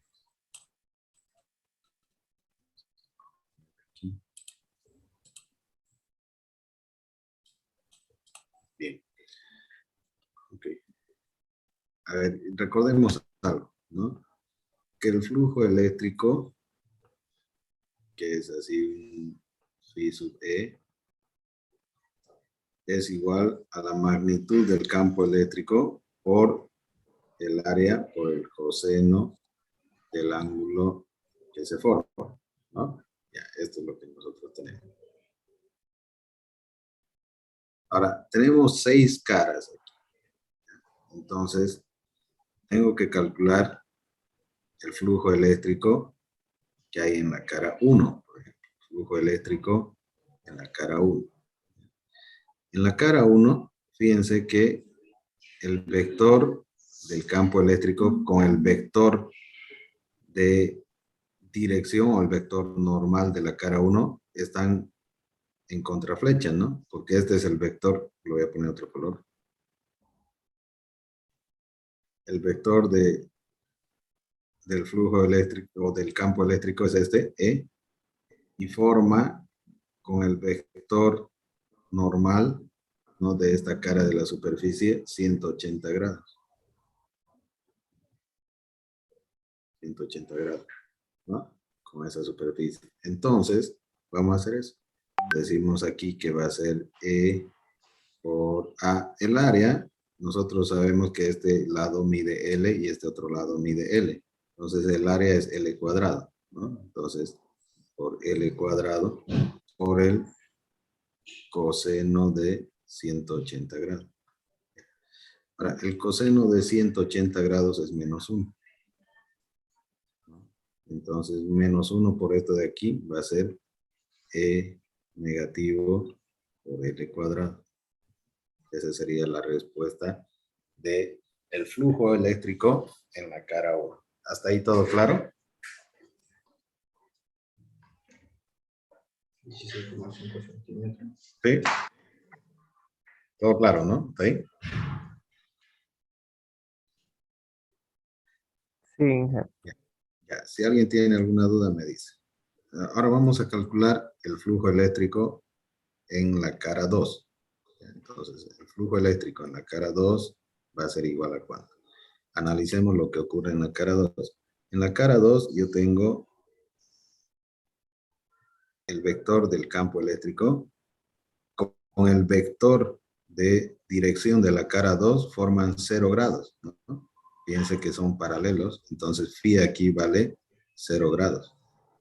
No hay. Entonces, si nosotros colocamos aquí eso, va a ser la magnitud del campo eléctrico por el área, ya sabemos que es L cuadrado, por el coseno de 0 grados. Ahora, el coseno de 0 grados es 1. 1. Entonces, si es 1, entonces el flujo eléctrico va a ser E por L cuadrado. ¿Sí? Luego, en las otras caras, el flujo eléctrico en la cara 3 es igual al flujo eléctrico en la cara 4, es igual al flujo eléctrico en la cara 5 y es igual al flujo eléctrico en la cara 6 y es igual a 0. ¿Por qué? Porque con relación al vector del campo eléctrico, todas estas forman 90 grados, ¿no? Entonces, este vector con el vector forman 90 grados. Este vector de aquí forma 90 grados. Este vector de aquí abajo con el vector del flujo forma 90 grados, ¿no?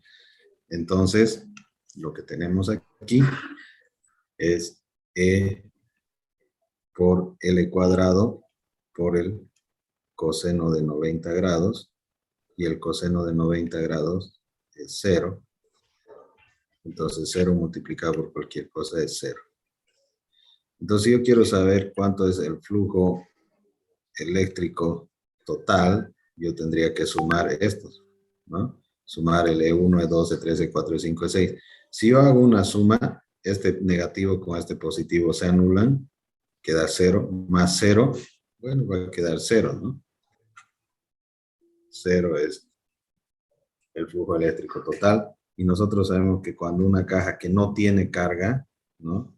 Entonces el flujo eléctrico es 0, y ahí lo hemos comprobado, ¿no? ¿Está entendido hasta ahí? ¿Hay alguna pregunta?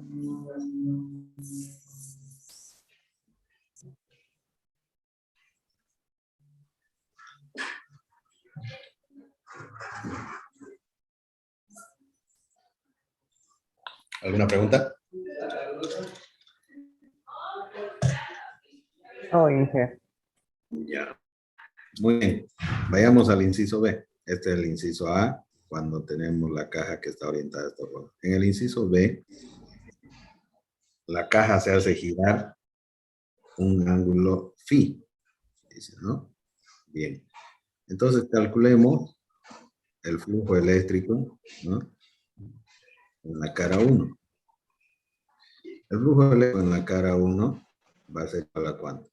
Fíjense que ahora, antes nosotros teníamos así, ¿no? Entonces, esto tendría que ser 180 menos phi, ¿no? 180 menos phi, para que vuelva aquí, ¿no? Así tendría que ser, ¿no? 180 menos phi, ¿no? Entonces, tendría la magnitud del campo eléctrico por el área, que sería L cuadrado, por el coseno de 180 grados menos tita, ¿no? Tita. Ya. Entonces, esto sería E por L cuadrado por... Ahora tendría que desarrollar esta fórmula, ¿no? Sería coseno de 180 por el coseno de tita más el seno de 180 por el seno de tita. Ya. Ahora, el coseno de 180 grados es menos 1, el seno de 180 es 0, entonces todo esto va a ser 0. ¿Ya? Y entonces por menos 1, aquí quedaría menos E por L cuadrado, ¿no? Y multiplicado por el coseno de tita. Ya, eso es lo que quedaría para el flujo eléctrico de la cara 1. De la cara 2, veremos qué es lo que ocurre con la cara 2. Entonces, el flujo eléctrico en la cara 2 será la magnitud del campo eléctrico por el área, por el coseno de ¿cuánto? ¿Cuánto es el ángulo? Entonces, fíjense que con la cara 2, Tomate una pastilla, toma una dosis del jarabe y traga un poco de leche. ¿Qué tanto del jarabe? Ay, dice, Jiménez 50 creo que es. Montero, ¿qué dices? ¿Me pregunta? Instrucción. Perdón, ingeniero, se quedó en el micrófono. Ya, no hay problema, no hay problema. Ya.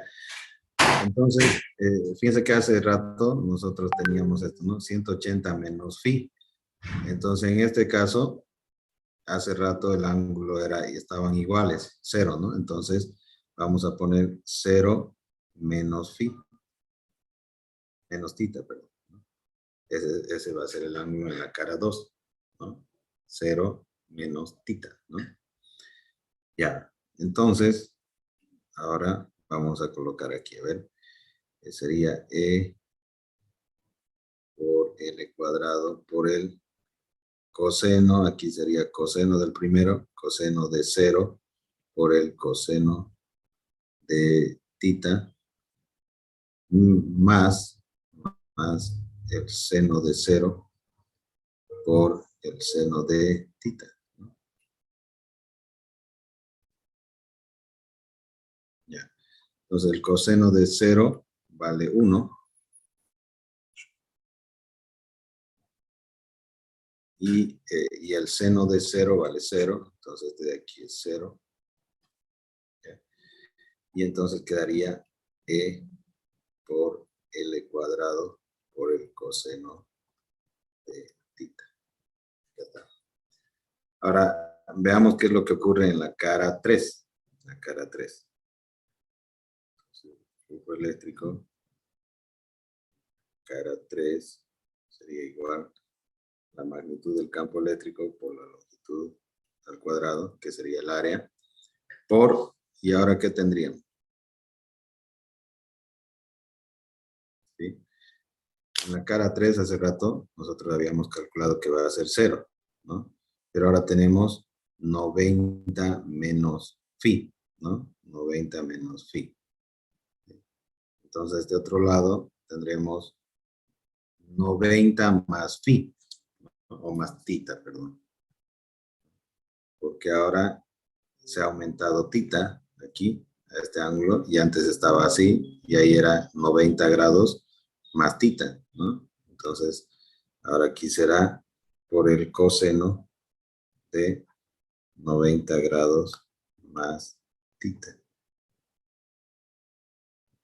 Entonces aquí será E por L cuadrado por, ahora calculamos esto, coseno de 90 por el coseno de tita menos el seno de 90 por el seno de tita. Ya está. Entonces el coseno de 90 es 0, por lo tanto todo esto es 0. El seno de 90, esto es 1. ¿Ya? Entonces fíjense, aquí quedará menos E por L cuadrado por el seno de tita. Ahora vamos a ver qué es lo que ocurre en la cara 4. Entonces en la cara 4, aquí se aumentó este tita, entonces esto era así, ¿no? Entonces 90 menos, tengo que bajar tita, ¿no? 90 menos tita sería este otro lado. Entonces, aquí sería igual. La magnitud del campo eléctrico por el área, por el coseno de 90 menos tita. Entonces, ¿qué es lo que vamos a tener? E por L cuadrado por el coseno de 90 por el coseno de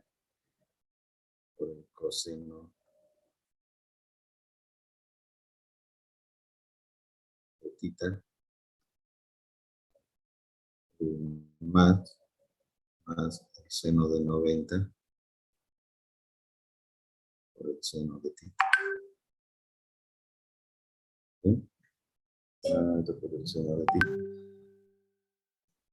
Ya, entonces el coseno de 90 es 0. Entonces todo esto es 0 y el seno de 90 es 1. Entonces aquí será E por L cuadrado por el seno. Ya está. Y el flujo eléctrico en la cara 5 va a ser igual al flujo eléctrico en la cara 6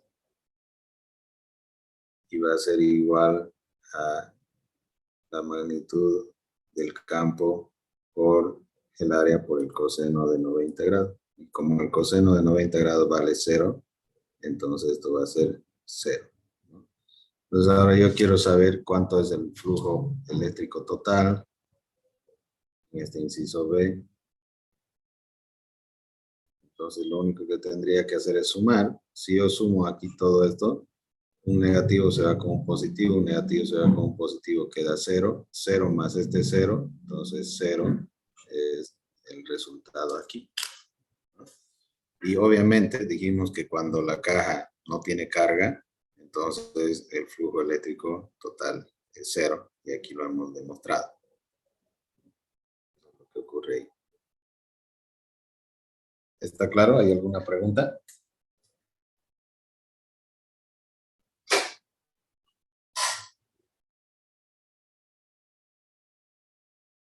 ¿La pregunta? Está claro, ingeniero. Bien. Bien, entonces aquí lo está demostrando de esa misma manera, ¿no? Bien.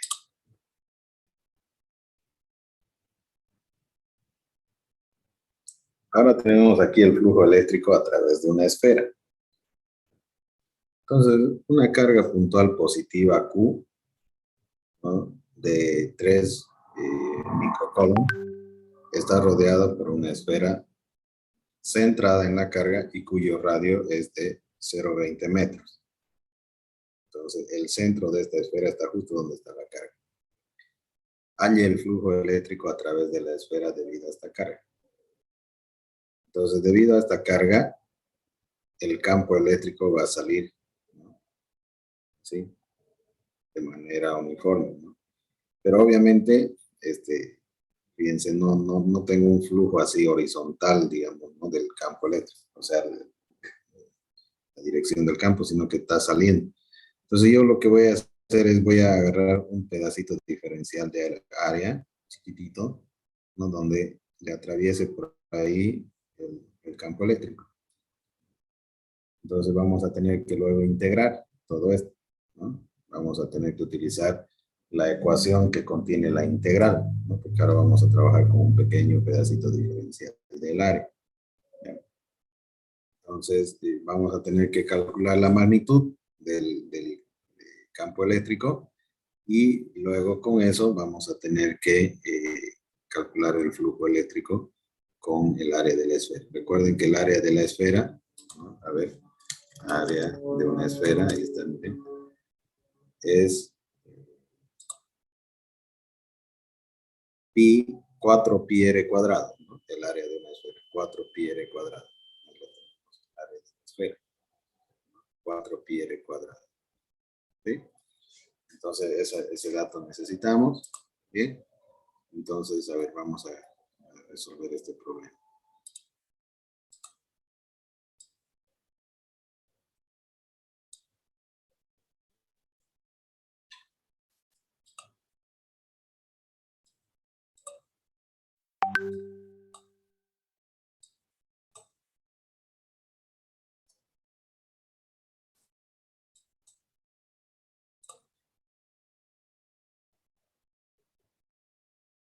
Bien.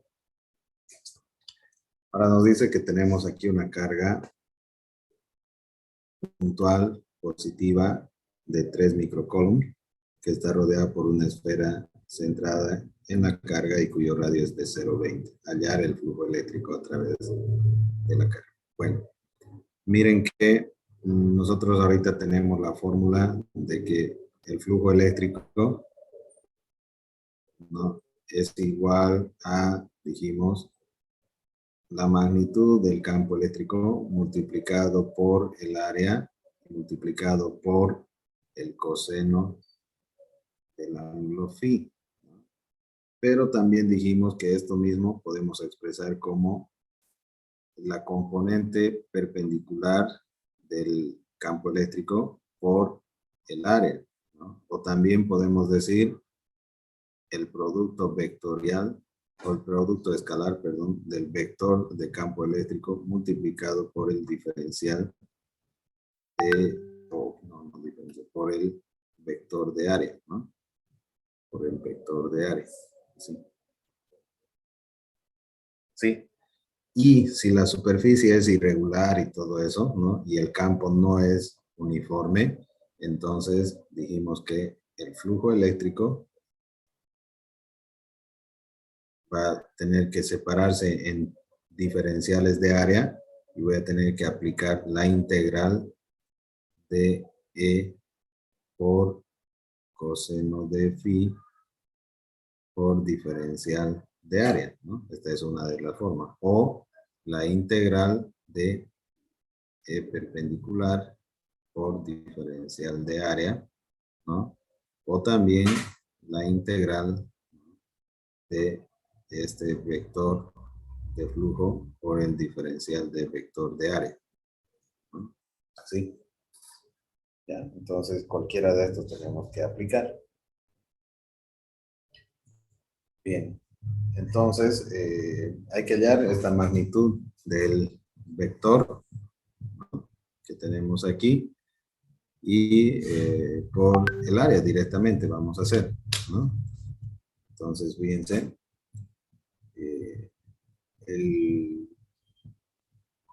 el ángulo va a ser 0 porque va a estar formando directamente, va a estar perpendicular y coseno de 0 es 0 y coseno de 0, perdón, es 1, entonces no vamos a tener ningún inconveniente.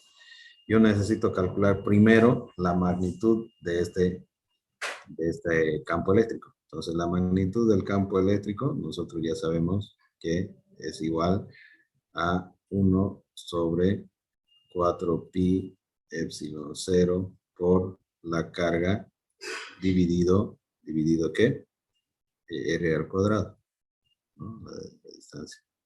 Entonces, esto sabemos que es 9 por 10 a la 9 newton por metro cuadrado, por coulomb cuadrado, multiplicado por la carga que es 3 por 10 a la menos 6 microcoulomb, ¿no?, sobre R al cuadrado, que sería 0,20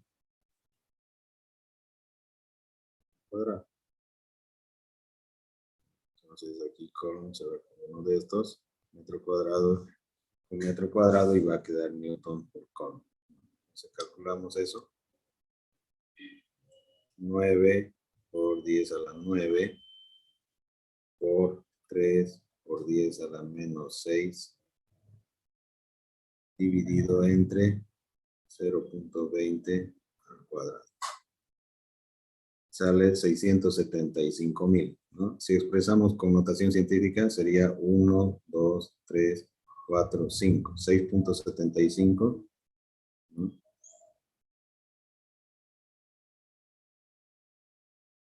por 10 a la 5 newton por coulomb. Entonces ya tenemos aquí la magnitud del campo eléctrico. Y como la magnitud del campo eléctrico, fíjense, es una constante, no tiene nada que ver con R, entonces puede salir fuera de la integral. O sea, si nosotros, el coseno del ángulo, aquí el ángulo, fíjense que el campo eléctrico con el diferencial del área, ¿no?, forman 0 grados. 0 grados. Entonces el coseno de 0 es 1. Entonces E por el diferencial del área directamente va a quedar. Entonces esta integral de aquí arriba, o sea que el flujo eléctrico va a quedar como la integral de E por área. Por E por diferencial de área, ¿no? Y como E es una constante, sale fuera de la integral y queda la integral diferencial de área, ¿no? Y como la derivada con la integral se anulan, porque son operaciones inversas, directamente queda E por el área. Y entonces ahora el área de la esfera es 4πr cuadrado, entonces hay que multiplicar por esto, ¿no? Entonces 6.75. Ahí miren, aquí podríamos hacer algo.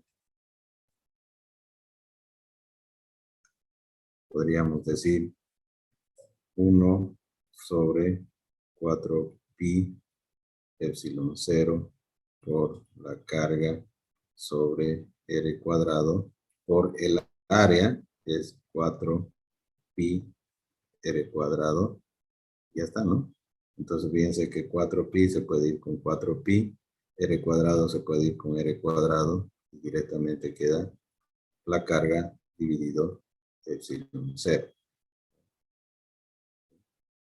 O también a este valor nosotros podemos decir que el flujo eléctrico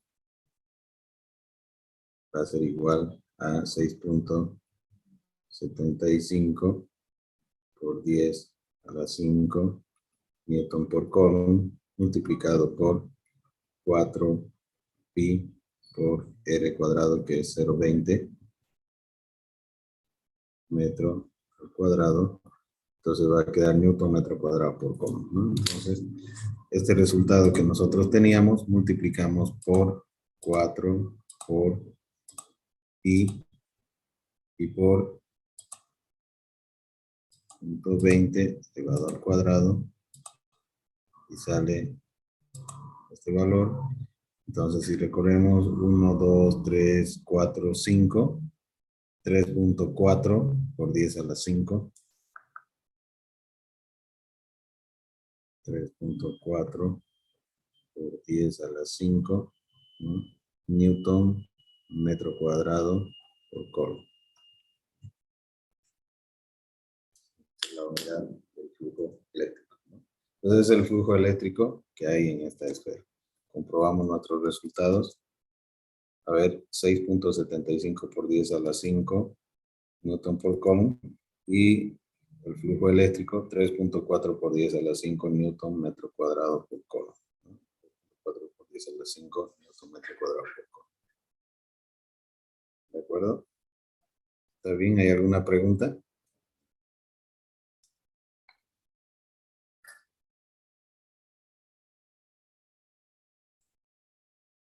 ¿Una pregunta?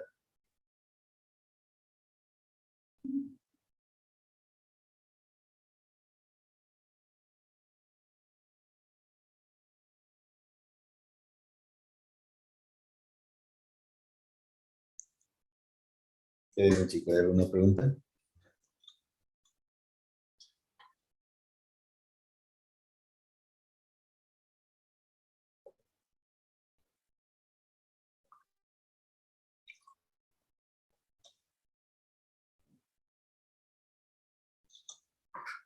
¿Verdad? ¿Siguen ahí o ya se fueron a almorzar y no quedé? Seguimos aquí, nos estaba analizando el ejercicio, pero está clara la parte del campo eléctrico, el último resultado. Ya. Y en realidad lo que estamos viendo es el flujo eléctrico, ¿no? Flujo eléctrico. Sí. Flujo eléctrico. El campo es esta partecita que está Flujo, acá. me equivoqué de palabra. Ujú. El flujo eléctrico, ¿no? Bien. A ver, vamos a continuar entonces con lo que está en el material. Fíjense que el material ustedes lo tienen completito en la plataforma, ¿no? Es que ustedes vayan estudiando nomás. Ahí tienen una pregunta más para ustedes. Ya, entonces la ley de Gauss, ¿no? La ley de Gauss, entonces, es una alternativa que tenemos a la ley de Coulomb, ¿no? Aunque es totalmente equivalente con la ley de Coulomb Y la ley de Gauss ofrece una manera diferente de expresar la relación que hay entre la carga eléctrica y el campo eléctrico. Esta ley fue formulada por Carl Friedrich Gauss, ¿no?, que vivió desde 1777 a 1855, y es pues uno de los más famosos matemáticos, ¿no?, de todos los tiempos. Muchos campos de las matemáticas han sido influenciados por este señor, y también hizo grandes aportes en lo que es la teoría de la física. La ley de Gauss, ¿no?, establece que el flujo eléctrico total a través de cualquier campo de una superficie cerrada, una superficie que encierra un volumen definido, es proporcional a la carga eléctrica total, neta, ¿no?, dentro de la superficie. Antes de aquí, uno de los aportes más importantes de Gauss es en la estadística, ¿no?, la campana de Gauss, ¿no?, de una distribución normal, por ejemplo, de datos, ¿no?, que fue formulada por este señor, así que eso es importante. Ya, en la anterior sección observamos cualitativamente la relación para ciertos casos especiales, y ahora vamos a desarrollar con más rigor, como dice, una formulación matemática. Comencemos con el campo de una sola carga puntual positiva Q. Las líneas de campo se extienden de forma radial hacia afuera en todas las direcciones por igual, y si colocamos una carga al centro de una superficie esférica imaginaria de radio R, entonces la magnitud de ese campo será esto que habíamos calculado en el anterior ejercicio, ¿no? Y cuando reemplazamos por el valor del área de esa superficie, se anulaban y quedaba la carga sobre la permisividad, ¿no?, sobre epsilon 0. Entonces, ¿qué podemos decir aquí? Que el flujo es independiente del radio de la esfera, o sea, no importa cuánto sea el radio porque al final se anulan. Depende únicamente de la carga que está encerrada en la esfera, o sea que el flujo eléctrico depende de la carga encerrada en la superficie. O sea que este resultado se puede interpretar también en términos de líneas de campo. Aquí nosotros tenemos esta figura que muestra dos esferas, ¿no?, una con radio R y otra más grande con radio 2R, el doble, respectivamente. Están centradas, o sea, el centro de esta esfera está donde está la carga puntual Q, y cada línea de campo atraviesa la esfera pequeña, pero también atraviesa la esfera grande, ¿no? Por lo que el flujo total a través de cada esfera es el mismo. Lo que es verdad acerca de la esfera en su totalidad lo es también respecto a cualquier porción de la superficie, o sea que si yo extraigo un diferencial del área. Un área diferencial aparece dibujada sobre una esfera de radio R y luego está proyectada sobre la esfera de radio 2R, y trazando líneas que parten del centro y pasan por los puntos sobre la frontera del diferencial del área. O sea, miren, aquí por ejemplo vamos a tener este de acá, ¿no?, unos puntos que están pasando en este extremo y en este otro, por ejemplo, ¿no? Entonces, ¿qué es lo que vamos a tener? El área proyectada sobre la esfera más grande es evidente que 4 veces diferencial del área, ¿no? Fíjense, este área está aumentada 4 veces diferencial del área. No obstante, dado que el campo eléctrico debido a una carga puntual es inversamente proporcional a la distancia o a la longitud al cuadrado, entonces el campo eléctrico aquí, ¿no?, tiene mayor intensidad que el campo eléctrico acá, ¿no?, porque aquí está más alejado, ¿no? Entonces, la magnitud del campo es 4 veces menor en la esfera de mayor radio que en la de menor radio. Por consiguiente, el flujo eléctrico es el mismo en ambas áreas y es independiente del radio de la esfera, ¿sí? El flujo eléctrico es lo que atraviesa, ¿no? Entonces, este campo eléctrico atraviesa esto y atraviesa esto. Es lo mismo que atraviesa. Esta técnica de proyección nos muestra cómo extender este análisis a superficies que no sean esféricas. En vez de poner una segunda esfera, ¿qué tal si rodeamos la primera esfera de radio R con una superficie de forma irregular? Por ejemplo, así. Entonces, primero tengo la esfera, la carga centrada, y ahora por arriba una superficie que no sea otra esfera, que sea irregular. Entonces, para analizar, yo tendría que el diferencial del área ser una superficie proyectada, como lo tenemos aquí, que con el campo eléctrico forme un ángulo phi, ¿no? Y entonces voy a tener la componente perpendicular del campo. Y ahora si yo lanzo unas líneas de proyección aquí, fíjense, entonces en los extremos, ¿no? En cada borde, en cada esquina, si quieren, de este diferencial del área que tengo aquí, hacia el área proyectada. Entonces, el área proyectada es esta de aquí, ¿no? Pero como se movió un ángulo phi, entonces ese ángulo phi lo voy a tener aquí también. Ahora, dos caras van a ser lo mismo, o dos partes, ¿no? Esta línea de arriba y esta línea de abajo se mantienen con el mismo tamaño, pero esta diagonal aquí está afectada por el coseno de phi, por lo tanto se acorta, es más pequeña, ¿no? Y ahora en esta proyección que yo voy a tener diferencial de área por el coseno de θ. Entonces, ¿qué es lo que vamos a decir? La figura irregular que ya vimos, considérese un elemento pequeño de área, diferencial de área sobre la superficie irregular. Vemos que esta área es más grande y que es un elemento correspondiente sobre una superficie esférica a la misma distancia de Q. Y si una normal diferencial de área forma un ángulo phi con la línea radial proveniente de Q, los dos lados del área proyectada sobre la superficie esférica son reducidos por un factor de coseno de phi, ¿no? Estos de aquí. Entonces, esto, miren, aquí es más largo y este aquí es más corto, ¿no? Estos dos lados. En cambio, los otros dos se mantienen constantes por un factor coseno de phi. Los otros dos lados no cambian y por tanto el flujo eléctrico a través del elemento de la superficie esférica es igual al flujo E por diferencial de área por el coseno de phi a través del elemento correspondiente a la superficie irregular. Podemos dividir toda la superficie irregular en pequeños elementitos diferencial del área, ¿no? Calcular el flujo eléctrico correspondiente a cada uno y sumar los resultados a través de la integración. Y como vimos en la anterior ecuación donde usábamos la integral, ¿no? Cada uno de estos elementos de área se proyecta sobre un elemento correspondiente de la superficie esférica y así el flujo eléctrico total a través de la superficie irregular, dada por cualquier forma, nos da esa ecuación que contiene una integral.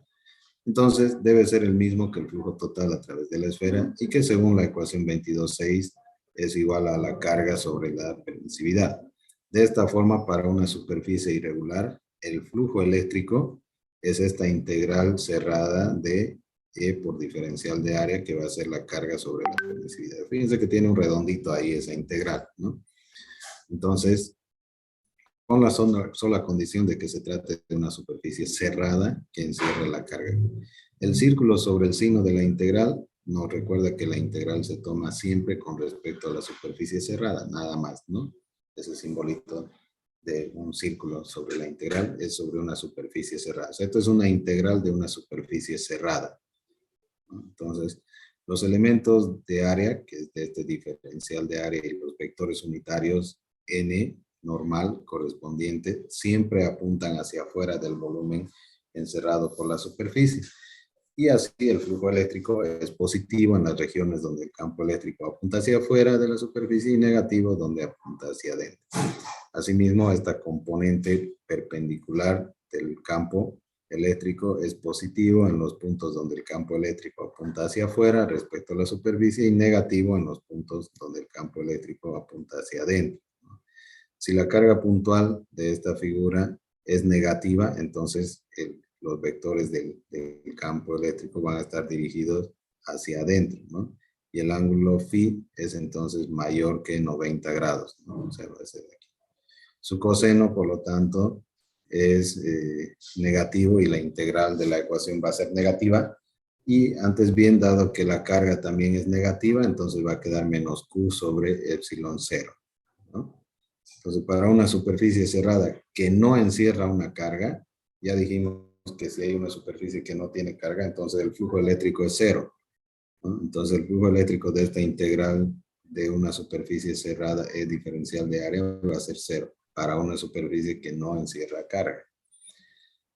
Este es el enunciado matemático que cuando una región no contiene carga, cualesquiera las líneas de campo originadas por cargas situadas fuera de la región que entran por un lado deben salir por el otro, ¿no? En la anterior sección llegamos a la misma conclusión cuando poníamos una caja rectangular frente a una lámina, ¿no? Que tenía carga, pero que no estaba la carga dentro de la caja. Entonces aquí miren, tenemos una carga que está generando un campo eléctrico y una superficie, ¿no? Que tiene líneas de entrada como el de salida. Entonces, no hay flujo eléctrico en esta superficie porque no hay una carga encerrada, la carga está afuera. Entonces, esta carga está generando un campo eléctrico, pero no hay flujo eléctrico acá porque el flujo eléctrico se da cuando yo tengo una superficie encerrada que contiene una carga. Si la superficie no contiene, no encierra carga, entonces el flujo eléctrico es cero. Entonces, en esta superficie, fíjense que tengo este dibujo, el flujo eléctrico es cero porque la carga está fuera de la superficie y no está siendo encerrada, ¿no? Esta figura 2214 ilustra este punto.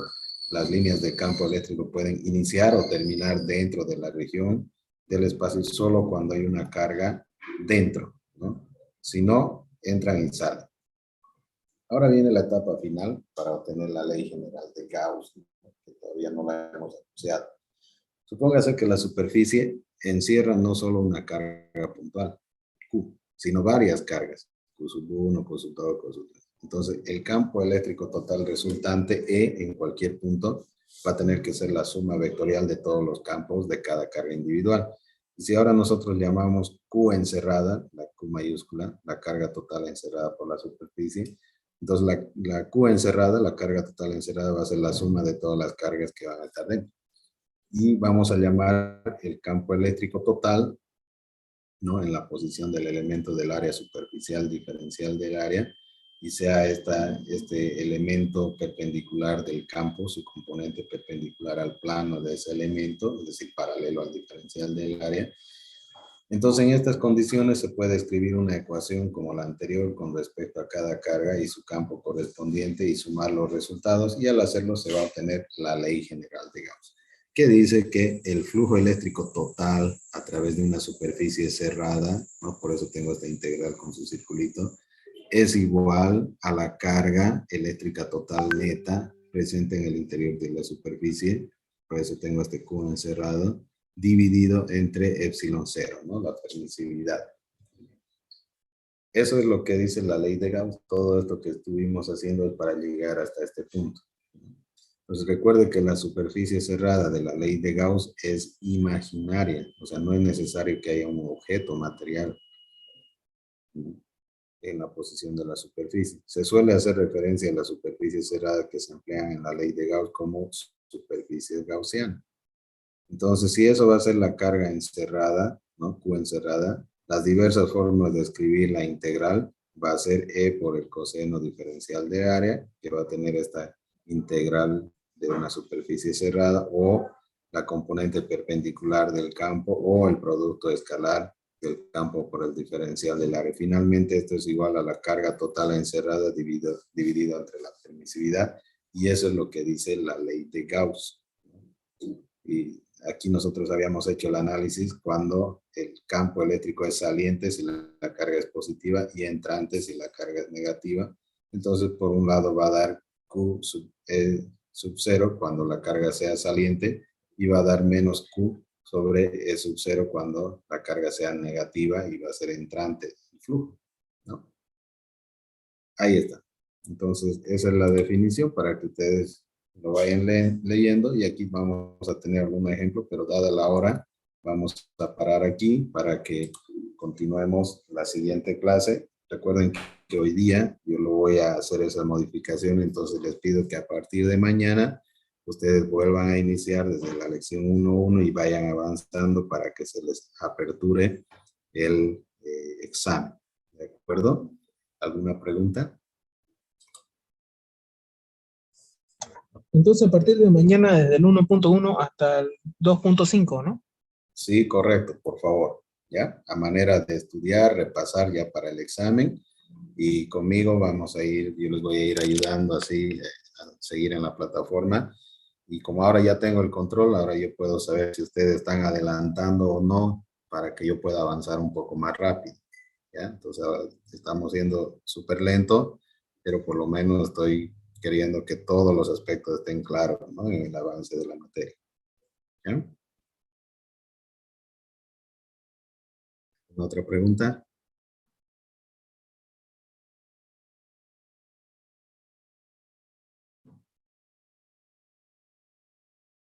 ¿No hay más preguntas? Ninguna por el momento. Ya, muy bien. Chicos, entonces ingresen a la plataforma, vayan revisando el contenido y nos vemos la siguiente clase y ya posteriormente a eso en el examen. ¿Ya? Un abrazo para todos. Que Dios les bendiga. Nos vemos la siguiente clase. Sí, hasta luego. Hasta luego. Hasta luego, ingeniero.